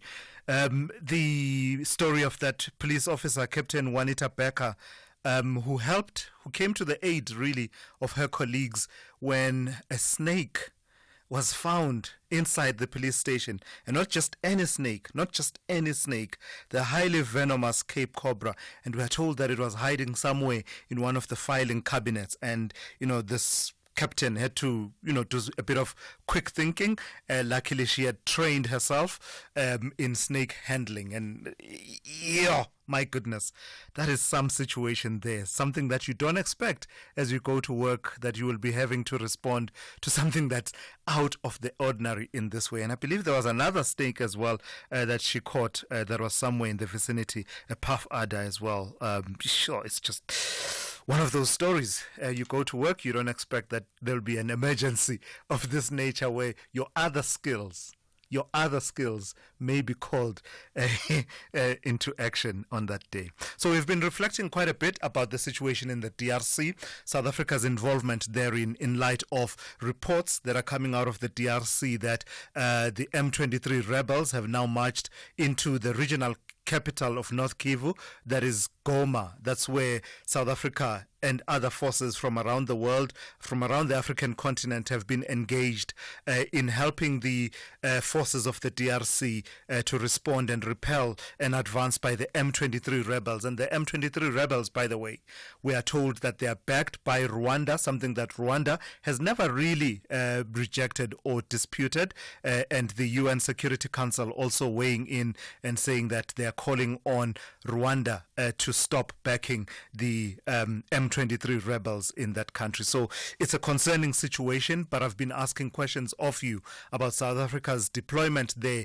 Is it time for us to have far more transparency and accountability given the losses of life that we are seeing, not only in the DRC, but also elsewhere where the SANDF forces are deployed? We are losing more and more people, men and women, families affected, as you heard in that bulletin by N. Musa there, the family of one of the soldiers who fell, now reacting to that. Should we be getting more accountability for the resources attached to our deployment elsewhere on the African continent? I'll take your calls on that and other stories. Give me a call, the number to dial 086 000 2032, as well as your WhatsApp voice notes to the number 061 410 4107. This is SAFM. We are leading the conversations that move us. The third hour of the Monday edition of the Morning Brief starts now. Owning a small or medium-sized business takes courage, skill, and determination. The Clientele Legal Business Plan is there to protect, guide, and assist your business in managing the legal risks. Let us handle your labor matters, employment contracts, CCMA referrals, and so much more. Our team of professional lawyers are standing by to assist you. SMS SAFM to 42770. That's SAFM to 42770. Clientele General is an authorized FSP and licensed non-life insurer. T's and C's online. Standard rates apply. Welcome to the SABC TV License Loyalty Program, where your payment isn't just about paying fees. It's about joining a vibrant community of connected viewers. Ready for the journey? Here's your roadmap. Sign up at sabctvlicenserewards.co.za and unlock an instant reward. You'll get an SMS to confirm your registration. Make a 50% or 100% payment to your account for a payment confirmation SMS and a promotional code. Explore our partners' product catalogs for an array of offerings. Receive an SMS voucher for your favorite outlet as the icing on the cake. Don't wait. Dive into a world of benefits. Register now at sabctvlicenserewards.co.za. T's and C's apply. Remember, TV license fees aren't just payments. They make a difference. Whether you're having a morning or a morning, you woke up like this or like this. Mornings love McDonald's. So, choose happy and enjoy a short filter coffee for only R14.90 at McDonald's. What's not to? Call Thulasizwe now. 086 000 2032. All right, let's take a few of your calls. Let me start with Chris Harting, who is the DA National Spokesperson on Defense and joins me now this morning. Good morning to you, Chris. You want to weigh in on the situation in the DRC? Good morning. Yes, you certainly have a very interesting debate going on this morning. Situation in the DRC, yes, we shouldn't have been there. It has, for a long time and increasingly so, become an unfunded mandate. We are very good soldiers, very brave soldiers, but we do not support them in the task that we give them to do, that the president gave them to do. So, we should have withdrawn a long time ago. At this stage, being in a situation where our soldiers find ourselves in, we have got two groups, the SADC grouping as well as the MONUSCO grouping. I see that the MONUSCO grouping is now assisting and disarming the the DRC Defense Force. What our situation there is with the SADC forces is it's not so clear. But it appears that the only option for us in the DRC for the SADC forces is to negotiate a withdrawal with the M23 supported by the Rwanda Defense Force. There's no other option out there. Let me challenge you a bit on that, Chris. Would we not be communicating weakness in that we were given a nosebleed and we're now pulling out? Would that not set set us on a dangerous path in terms of the understanding of our resolve as a country, especially doing it at this point where this is one of the highest points of testing of the SANDF deployment in the DRC. We've lost 9 lives and then we recoil and we withdraw. Would that not place us in a more dangerous situation, in that given what happened in Bangui and everything else that we've seen over the years, that actually will be seen as a weak nation, and who knows what the implications of that would be on our national security? Well, this is where leadership now comes in, and you have referred to Bangui. This is our second worst day after Bangui in March 2013. Are the people who says that it will show weakness, would then they say we should be fighting until the last man standing and fight at all costs, no matter the cost of lives, no matter how many body bags we will need. We have to, and this is where leadership really comes in, we have to assess the situation. We are under-resourced. Our troops are under-supported. We don't have the firepower anymore. We don't have the right ammunition. We've got nothing really to use against the drones. And remember, no matter what whoever says, the M23 is being supplied with sophisticated members by the Rwanda army. All right. They have precision-guided mortars. They use drones, and we don't have an answer for. All right, Chris. Yeah, gotcha. Thank you.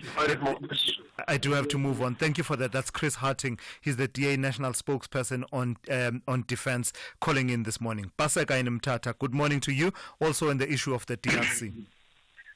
And there was credit should be given to you and the production team. Thank you for diving deep into the matter and getting the nation talking. It should be stated here, Thulas, that it is rather unfortunate that young men and women should perish in war situation for, and I want to emphasize this, for private interest, not national interest. What would be the national interest in this regard? You will recall that the DRC, in terms of hydroelectric power, it holds the solution for the entire continent. And you hardly hear our rulers coming up and say the likes of the Inner Dam project or other projects could help us as a country to avoid your load shedding, load reduction, whatever you call it. But lastly here, whoever wants to deal with the issue must deal with the elephant in the room. The elephant in the room in this regard is Paul Kagame of Rwanda, in lieu of the fact that, he's serving Western interests, in lieu of the fact that he must not be prosecuted for the 1999 Hutu-Tutsi genocide. Thank you. All right, thank you for that. That's Paseka in Mtata there. Let me take a call from Michael in Cape Town, also on the same issue. Good morning to you, Michael. Good morning to us, and good morning to the listeners. You know, where I'm standing, I'm listening to all the speakers, the contributors. The fact that we are missing here is one. Primarily, the government is not, Parliament is not increasing the defense budget, yet we are stretching the defense force. Number two, we need our forces back at home. Our borders are bare, open, it's in and out as you wish. But the primary factor that I want to raise here is, what is the end of the war? War is about material benefit. Those in power with material benefit. In this instance, you asked one speaker in the past, in the previous conversation, that can he prove that there's the interest, economic interest that we are protecting the DRC. I say it's easy. ShopRite is there. We are training ShopRite right in there. But the fact that I'm coming to is, if you are a soldier, you go to war. When you come back, you have number. And these are the costs that the government has to bear, to pay. One is that guys with PTSD, which you have to pay. There are guys who come with scars. that needs to be repaired. Yeah. The government has to pay. There are body bags that you come back with. Are we really going to keep on, having an excuse of saying that these body bags must come in PTSD? This is something that we need to. Yeah. And I don't say we have to withdraw now, but let that be a consideration. All right. Do we really have to expose our forces just for that little payment from the United Nations? No. Let us be honest and go to the fact and say, all right, what are the costs? How do we reduce those costs? Thank you, Michael. Thank you for that. That's Michael in Cape Town. And I suppose the costs will be more bearable when we understand why. What's the reason we are there? And also more transparency. What's the level of equipment and budgeting for it, and ensuring that we support a mission such as the one we have in the DRC. Kabelo, you want to come in on a completely separate note. You want to talk to me about Janus Valush. I imagine you saw the interview with Annika Larsen last night.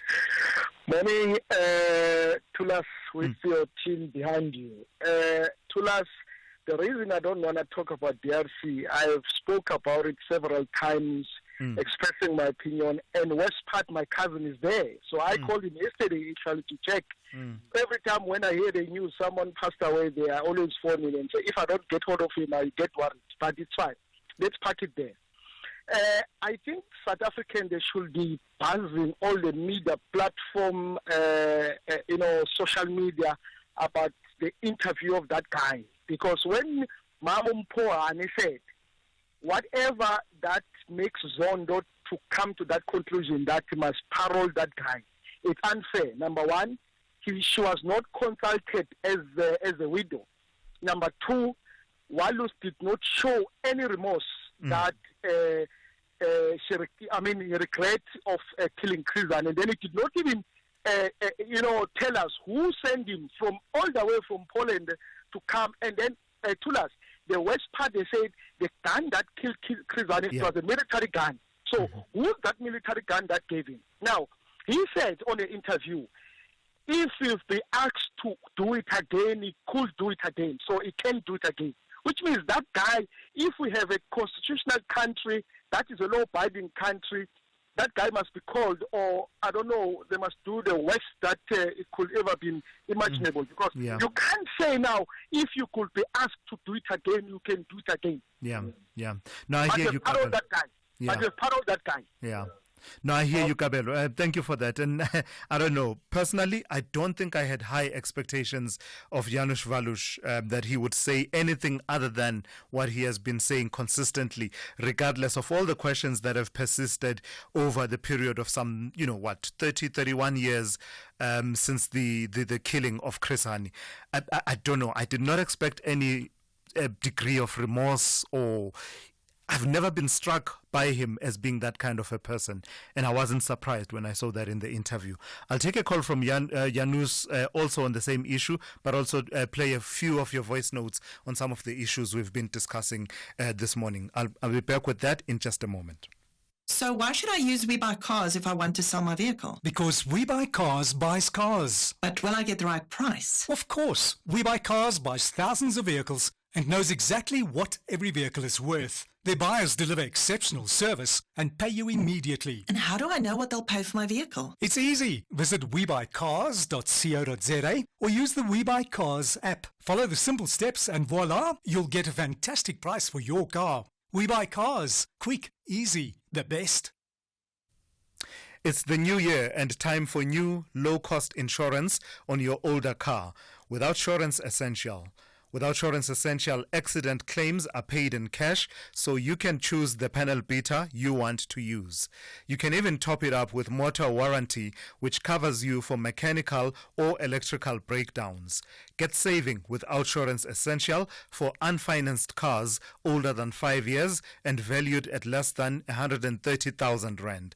SMS CAR to 43187. That's CAR to 43187.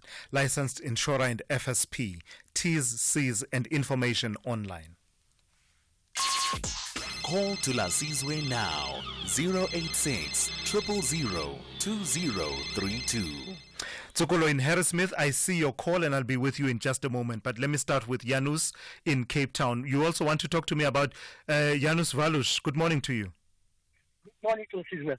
Yes, we didn't learn anything new from him. He was repeating all the same story, what we knew, and that I'm a little bit, disappointed with, because I thought that when he will be free now, he will say something more about it. But I think there are some organizations behind which are not allowing him to talk, and maybe he's so proud to not to say too much about it.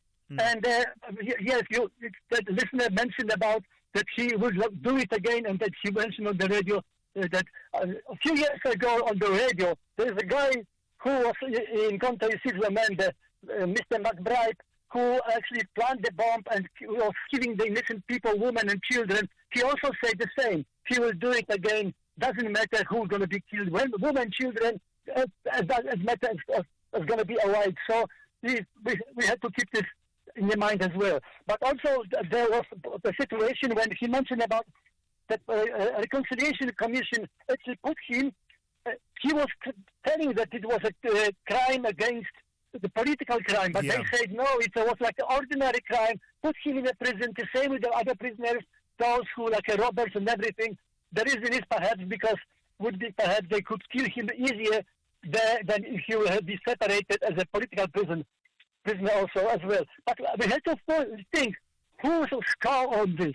There are always a reason why he did it.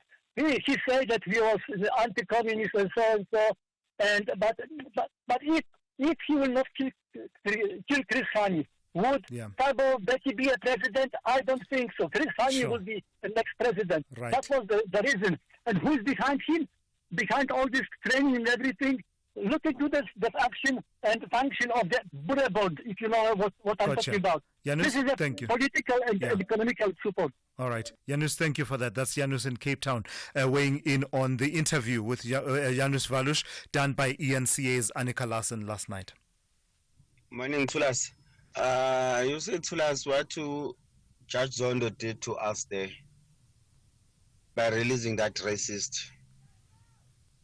Hey, Food, what Judge Zondo did to us there by releasing that guy. Yo. Yeah, judges, sometimes they can be a problem. Yeah. So I hear what you are saying. Let me put it this way. Not seeking to defend former Chief Justice Zondo. What do you do in a context where you have a Supreme Constitution that says this is how we deal with everyone? Doesn't matter whether we like you or you are the worst among us. These are the standards that we set. And you look at the case and it's argued, and you look at the law as it's supposed to be applied, and then you give your reasoning. I'm not defending anyone. I'm just saying that I do suspect that if you read the judgment of former Chief Justice Raymond Zondo on this matter, you will find that the arguments were along those lines that say we treat the most despicable among us the same way that we treat the most virtuous among us, in the eyes of the law at least. But let me leave it there. I don't want to wade into these waters and seem to be taking some kind of a position that defends anything. I'm just saying that the context of it is that our Constitution says that it is supreme. And basically those are some of the provisions and some of the outcomes that are possible in a country with a supreme constitution. Tsokolo in Harrismith, good morning. You want to talk about scholar transport? Yes, Tilas, how are you, man? Very well, how are you? Good, yeah. Tilas, I'm not satisfied. I don't know what's going on with this government now. You know what? These people, I don't know what they want, because we are trying to make things on the right way, but they don't. Now, last weekend, I went to Bloemfontein to apply for the permit. Now they're telling me that they are no more going to give us the permit for the smaller cars. So I don't know what must we do, because now we're trying to do the right thing. They don't want to help us. If we do things without the permit, then they pound and they take our cars and we have to pay. So what's going on with our government? Sure. So that can you find somebody who can come and help us with this thing? Because we are confused now. Yeah. Because we want to do the right thing, they don't want to give our suggestion. payment. I don't know why. Yeah, great suggestion there, Tukulo in Harrismith. We will definitely take that up because you are not the only one to raise the issue of permits for scholar transport as well as e-hailing. This is a conversation that we've heard, that people are saying we want to regularize how we operate and we are told to get permits, but the backlogs for the issuing of those permits is just ridiculous. Tukulo there in Harrismith. Let's check in now with Ann Musa with the latest news headlines. Good morning. Thanks to us. In the headlines, the Good Party says it will consult the Hawks following DA Federal Chairperson Helen Zille's alleged admission that she had prior knowledge of police raids on Cape Town Mayoral Committee members' offices. The case of a man accused of raping and murdering a 6-year-old girl in Orlando, Soweto is expected to resume today in the Protea Magistrates Court. And the family of Calvin Moahi, one of the 9 South African soldiers killed in the town of Goma in the Democratic Republic of Congo, says it's struggling to come to terms with their loss. I'll have details on these and other stories at 9. SAFM, guiding you through the rush hour traffic. Oh, it's been a busy Monday. Hopefully you've managed to get through it okay. If you're still out on the roads, here's the big ones to avoid. Pretoria, N1 North, crash up by Gaasfontein. Very heavy queues all the way back to Boerta Avenue. Going the other way, a crash on the M1 South at Old Joburg. That's pushing a queue back towards John Foster Drive as well. The main road from Kyalami to Bryanston should be avoided. It is a mess this morning. Lights out Main and Lone Hill, Main and Vickoppen, Main and Robin, and major delay alert in from Kyalami. The N3, Germiston through Edenvale stays busy after a couple of earlier crashes. Behind that, the N12 and R24 routes from Ekurhuleni are really badly backed up, trying to get through Galilees and into that N3 mess. Durban crash going to Pinetown on Fields Hill, heading pushback to Maytime. A crash at Pavilion Mall caused it what? In fact, the crash at Paradise Valley. So a queue from Pavilion Mall on the N3 if you're leaving Durban towards Pinetown. M4, Blue Lagoon bound from Umhlanga, that's heavy. And Cape Town, no different. Traffic very, very slow. It's going to take a while for those highways to clear down this morning. The big ones, the R300 north, a crash at Van Riebeeck Road, delays from Delft. The R300 is under real pressure. And the M5, very slow. Just gives you an idea of how much traffic there is. We're sitting from Ottery all the way through to the M1 Kubo Interchange. Rob Byrne, SAFM Traffic. This is SAFM Sport with Sai Khan. So let me throw you off track a little bit, Sai. I hope you have a special skill that I don't know about.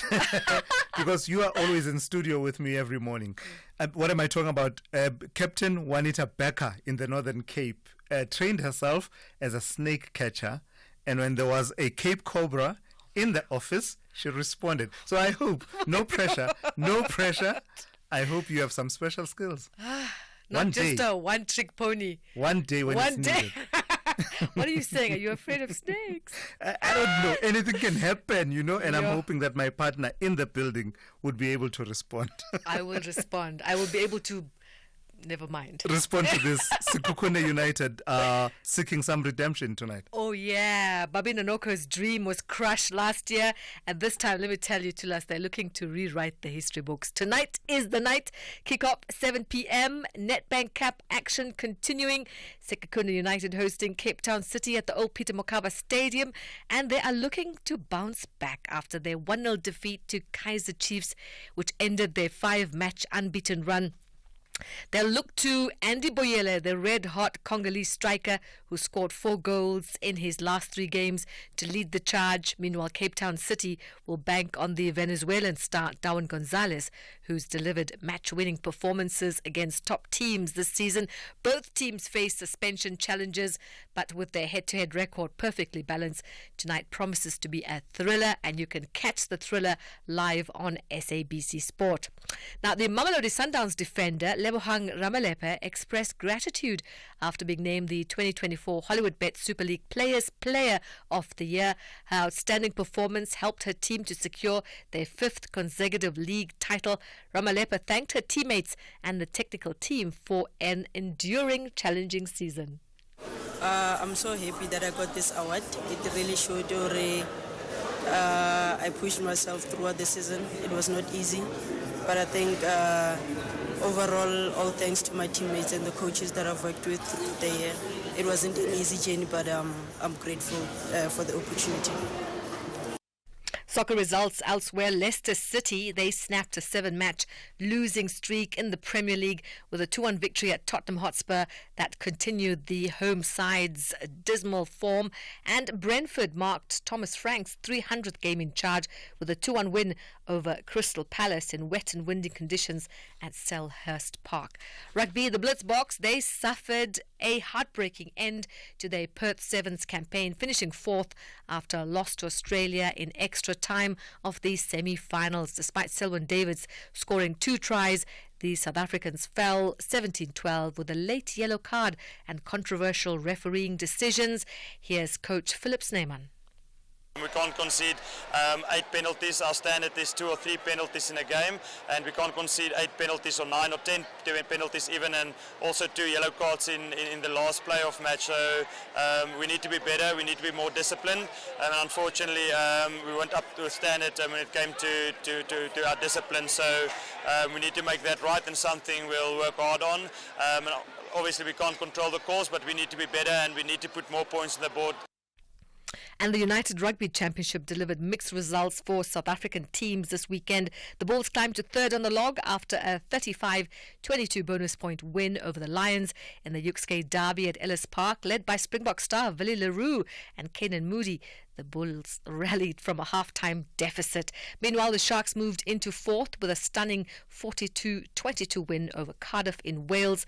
And it was heartbreak for the Stormers, who were outclassed 36-12 by Leinster in Dublin, leaving them stuck in the bottom half alongside the Lions. And finally, golf. Daniel van Tonder claimed a playoff victory in the SDC Open at the Zabula Golf Estate, and in the process also reclaimed his number 1 position on the Sunshine Tour Order of Merit delivered by the courier guy. And that's your sport. We'll be slicing into John Gericke. He'll come up at around 12:30 with more sport. For the morning brief, I'm Zai Khan. The Business Update on SAFM. For that, let's turn to Odwa Magwenju, Portfolio Manager at Momentum Securities. Good morning to you, Odwa, once again. So take us through what are some of the main events that we can expect on the economic front this week.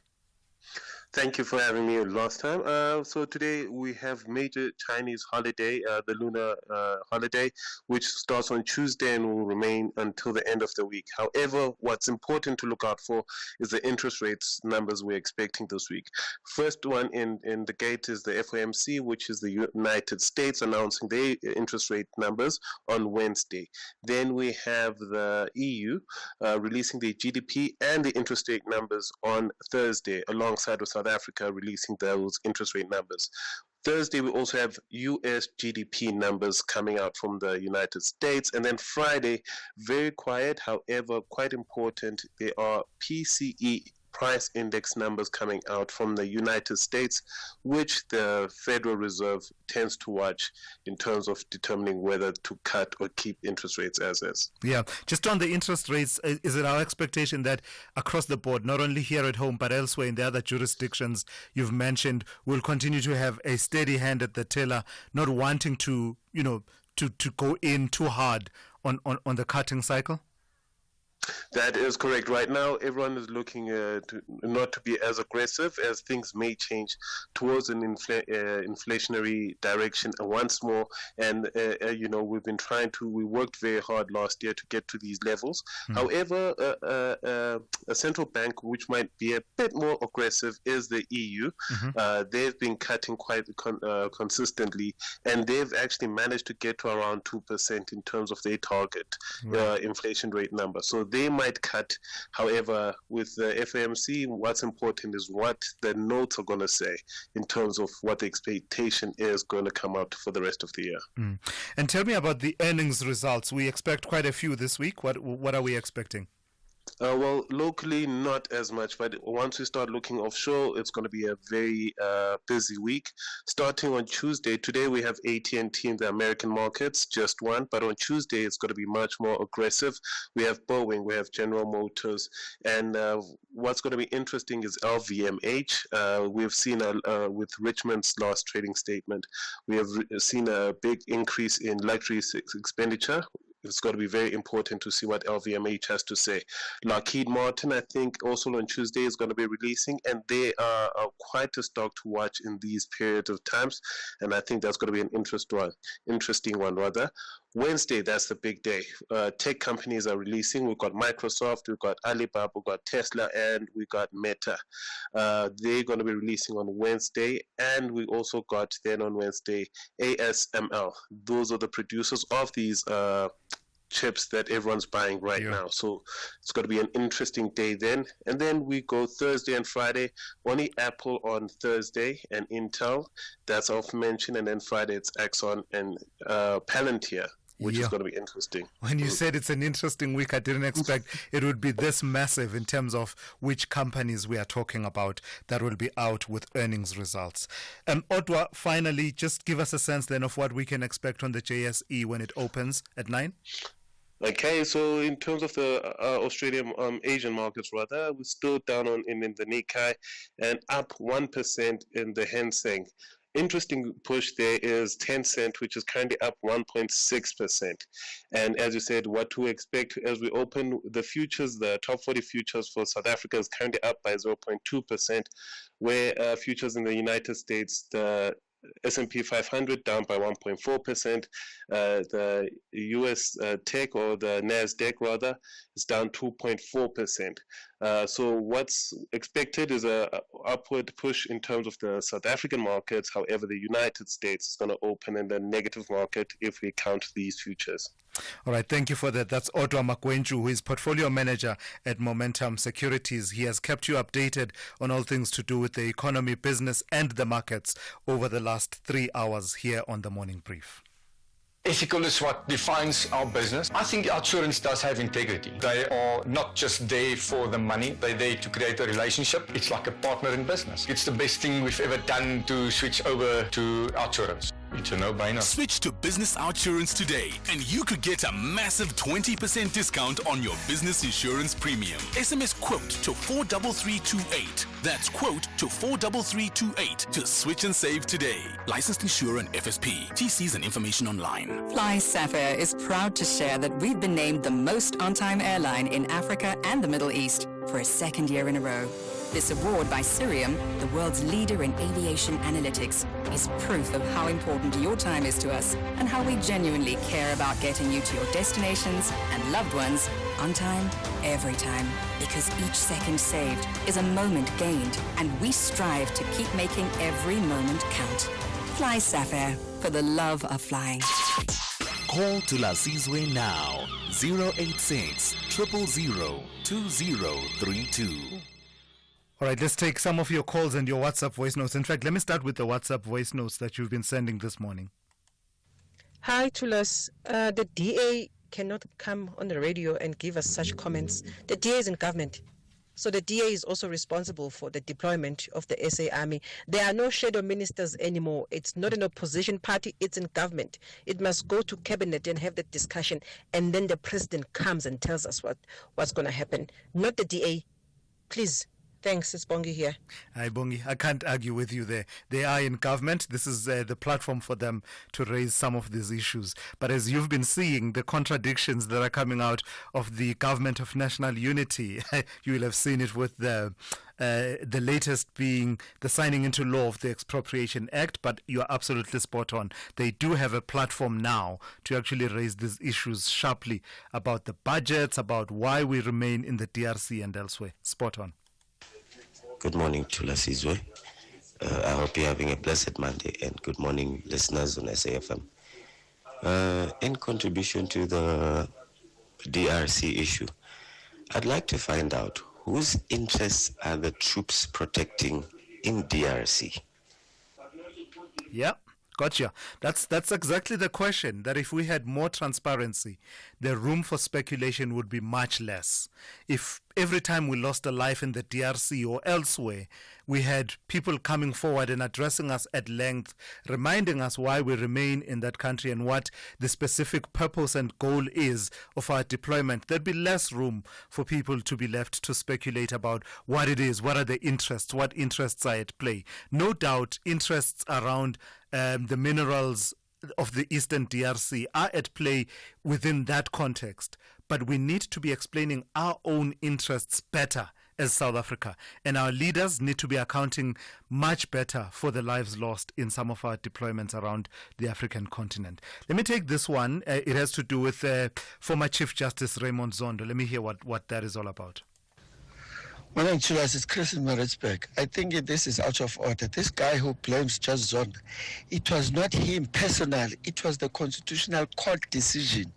People should not try to personalize certain decisions. We, as South Africa, chose to be a constitutional country, and as you correctly say, the Constitution is supreme.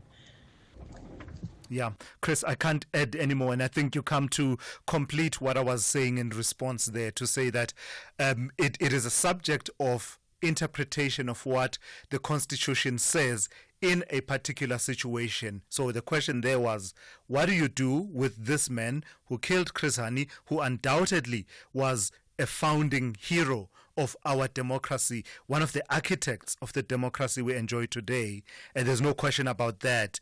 But what do you do in that situation when he killed that person and there's a sense of grievance that continues, that has continued even after 29 years of this man being in prison? But now, given that the rules of how we treat people who've served a certain period of time in prison, that for me was the question that had to be answered. And as you say, it was answered by the Constitutional Court, not just by Justice Raymond Zondo. Let me speak to Peter in Makanda, also on the issue of Janusz Walusz. Good morning to you, Peter. Good morning, Thulas. I'm 85 years old. I want to comment on Janusz Walusz's talk last night, the conversation with him, where he says he would do it again. Unfortunately, I missed that, But there's something that runs through. Carl W. Lewis, his wife, Gail, also said the same thing as Janusz Walusz, that if he had a way, they would do it again. Yeah. Something that I found very repugnant. But what makes it more about me, for 32 years I've agonized over visiting W. Lewis. Ask me why, how. I happen to have been taught by W. Lewis's brother, who was a saint, in a night school. And guess what? Many years ago, I was emptying my bookshelf, throwing old books away. And there I found a textbook, a red textbook, Nohal, that had been used by W. Lewis himself, in his school days. But so what then led to, for over the 32 years that he, or thereabouts, I wanted to visit W. Lewis and ask him why did he do it and if he did regret it. Yeah. But I don't regret not having done that. I gotcha. Because Gail W. Lewis said exactly what Janusz is saying, that they would do it all over again. Peter, thank you so much. Thank you for calling, and please do call again. You said, how old are you, if you don't mind me asking again? I'm 85 now. 85. You don't sound 85 at all, if you don't mind me saying. Peter there in Makanda, thank you for that call this morning. Let me take a call from, is it Jesus in Cape Town, or do you say it the other way? Good morning to you. You also want... The other way. Jesus. Yes. I'm well. How are you? Hey, Brati, how are you? I'm well. You want to talk about Chris Hani as well? Yes. You know what? Yeah. I used to hear my friend also, the media comment about this thing. But when I sit down and understand How many people are killing people in South Africa? You understand? So the people there, they don't judge because of that guy. It's because of that guy. It's a white guy. You understand? Okay, say more. I'm listening. Yeah. People who kill, the police kill people in Marikana. Why don't complain about those things? Okay. You understand? Yeah. How many people been killed in Cape Town? But you don't complain like the way you complain like that. Yeah. Gotcha. So you want consistency in how we deal with these matters and not just make it about this. You're saying because this is a white person that was involved, therefore we have more outrage than we do with other killers. And then another thing, but if let's say it was me who killed, I'm a black guy who killed Chris Hani, do you think that today people will complain the way they complain now? Well, I wonder. Let me leave it at that. I just want to be neutral. You understand? Yeah. Gotcha. But there is a thing that when you are looking at the skin color, that guy is from Poland, what. People, how many people have been killed in Marikana in one day? All right. Where are those people now? Gotcha. You understand? So now people are going to complain because of the skin color. Okay, All right, thank you for your call this morning. I suppose part of it is about the impact and how that killing of Chris Hani very nearly derailed the progress towards democratic South Africa and nearly threw the country into civil war and complete turmoil. And I think that's really been the consistent theme about why there was a key turning point and why people were so outraged, and the questions have continued to linger. I'll take more of your calls in just a moment. SAFM, guiding you through the rush hour traffic. Still a bit busy on Joburg's N3 through Galulis up as far as Alex, about London Road before you're out of that. The N12 trying to join in, pushes a queue back as far as Craft Road. The M2, you're going to be asked to sit in traffic coming from the N3 Heldney through Cleveland and down to Denver. There's more queues after that as you route from Benrose down into Joburg CBD territory. Still heavy on the M1 leaving Pretoria. Crash at Old Joburg Road with the backlog to the John Foster Drive exit, and an earlier crash on the M1 North at Garsfontein has been cleared. It really is just the backlog of traffic to clear through. Durban, the M13 at Fields Hill, that collision looks like it's out of the way. Traffic is starting to move towards Pinetown. The crash at Paradise Valley has also been cleared up. If you're leaving Durban out towards Pinetown, that's fine. And Cape Town, well, just as heavy as everywhere else. It is and has been a very busy Monday morning. Cape Town has this collision on the R300 North before Van Riebeeck Road, so coming up from Stellenbosch Arterial, still busy. Crash on the N1 inbound at Brackenfell, and then just some really heavy traffic N1 from N1 City to the elevated freeway, the N2 inbound, queuing up from about Robert Sobukwe. So it's going to take a little while for those highways to sort of ease through peak hour this morning. Rob Byrne, SAFM Traffic. Outsurance has another random fact for you. In 1996, a cold drink and pie cost 5 Rand. Now it's about 44 Rand. Times have changed, but Outsurance is still committed to giving you big savings on your car insurance. SMS out to 30754. That's out to 30754. Let's hear from 47-year-old Babita, who switched to Outsurance and saves an unbelievable 599 Rand a month on her 2023 BMW X1. Gave Outsurance a call. Everything was done really quickly, really efficiently, and that smile is not going anywhere. SMS out to 30754. If Outsurance can't beat your car insurance premium, ask them for 500 Rand cash and make that 1,500 Rand cash if you've been claim-free and with the same insurer for 3 years. SMS out to 30754. With Outsurance, you always get something out. A licensed insurer and FSP. T's and C's online. Call Thulasizwe now. 086 000 2032. All right, let's take more of your calls this morning, short and sharp if you don't mind, so that we fit in as many of the calls as possible in the time remaining. Tabiso in Polokwane, good morning. You want to talk to me about the DRC this morning? Good morning, Thulas. What is intriguing, I hope that you don't want to get hold of the red book the callers spoke about. I wonder what's in that red book. I'm telling you. You see, Thulas, maybe one day we need to have a budgetary expert, someone will be able to analyze our budgets in the country. Because there's a chronic way of saying that we don't have budgets, we don't have budget in this particular country. And it's happening across all sectors, whether you go to education, military, and many other fields. You would be told that we couldn't do these things because of this particular year, we didn't have budget. Look now, we're talking of our almost 9 soldiers and number of fatalities who would have died in the DRC as a result of, and it's clear, as a result of the fact that our soldiers are actually under-equipped.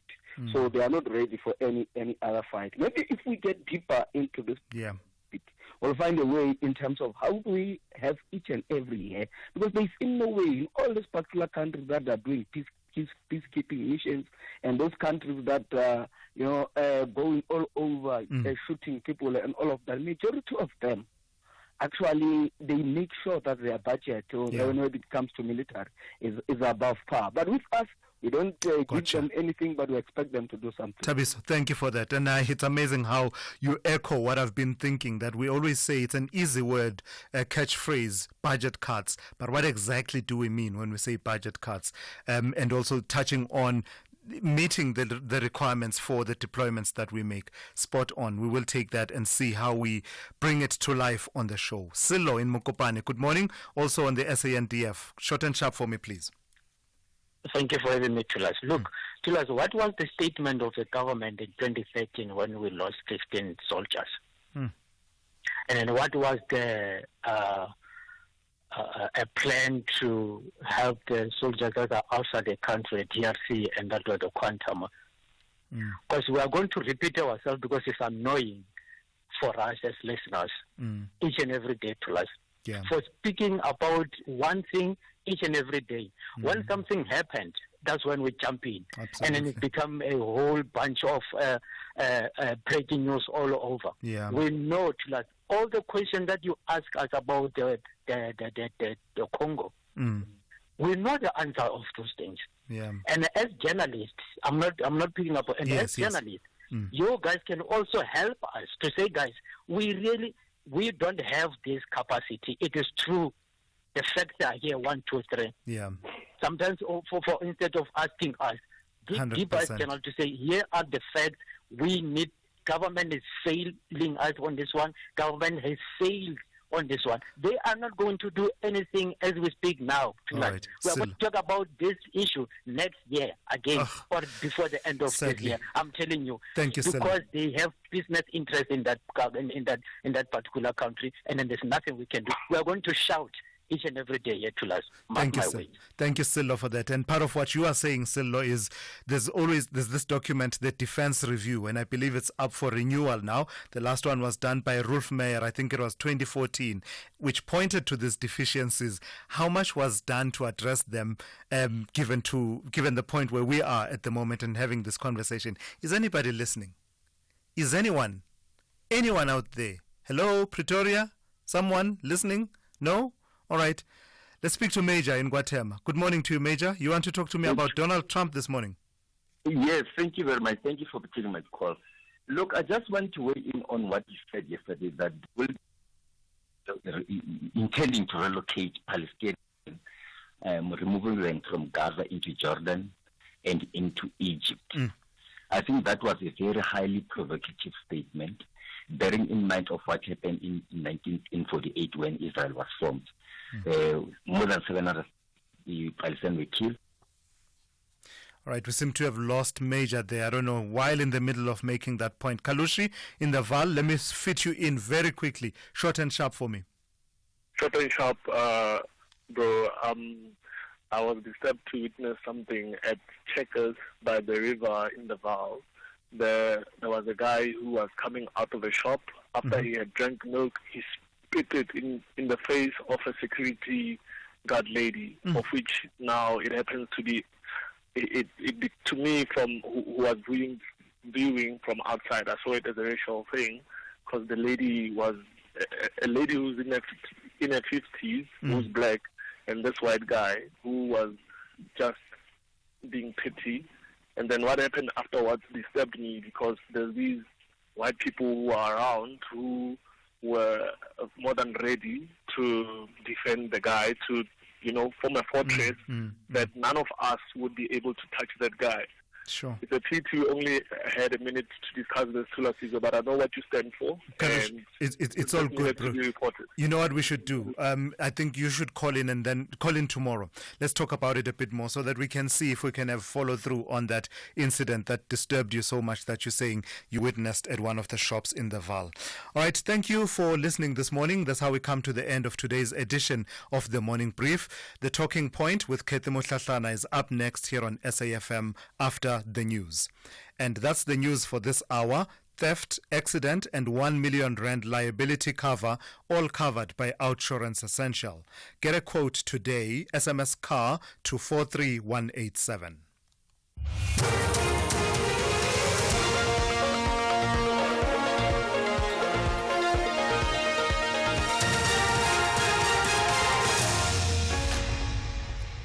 In our top stories, Helen Zilla under fire over prior knowledge of police raids and more reaction on soldiers killed in the DRC. Good morning. The Good Party says it will consult the Hawks following DA Federal Chairperson Helen Zilla's alleged admission that she had prior knowledge of police raids on Cape Town Mayoral Committee members' offices. This comes after raids were conducted on the offices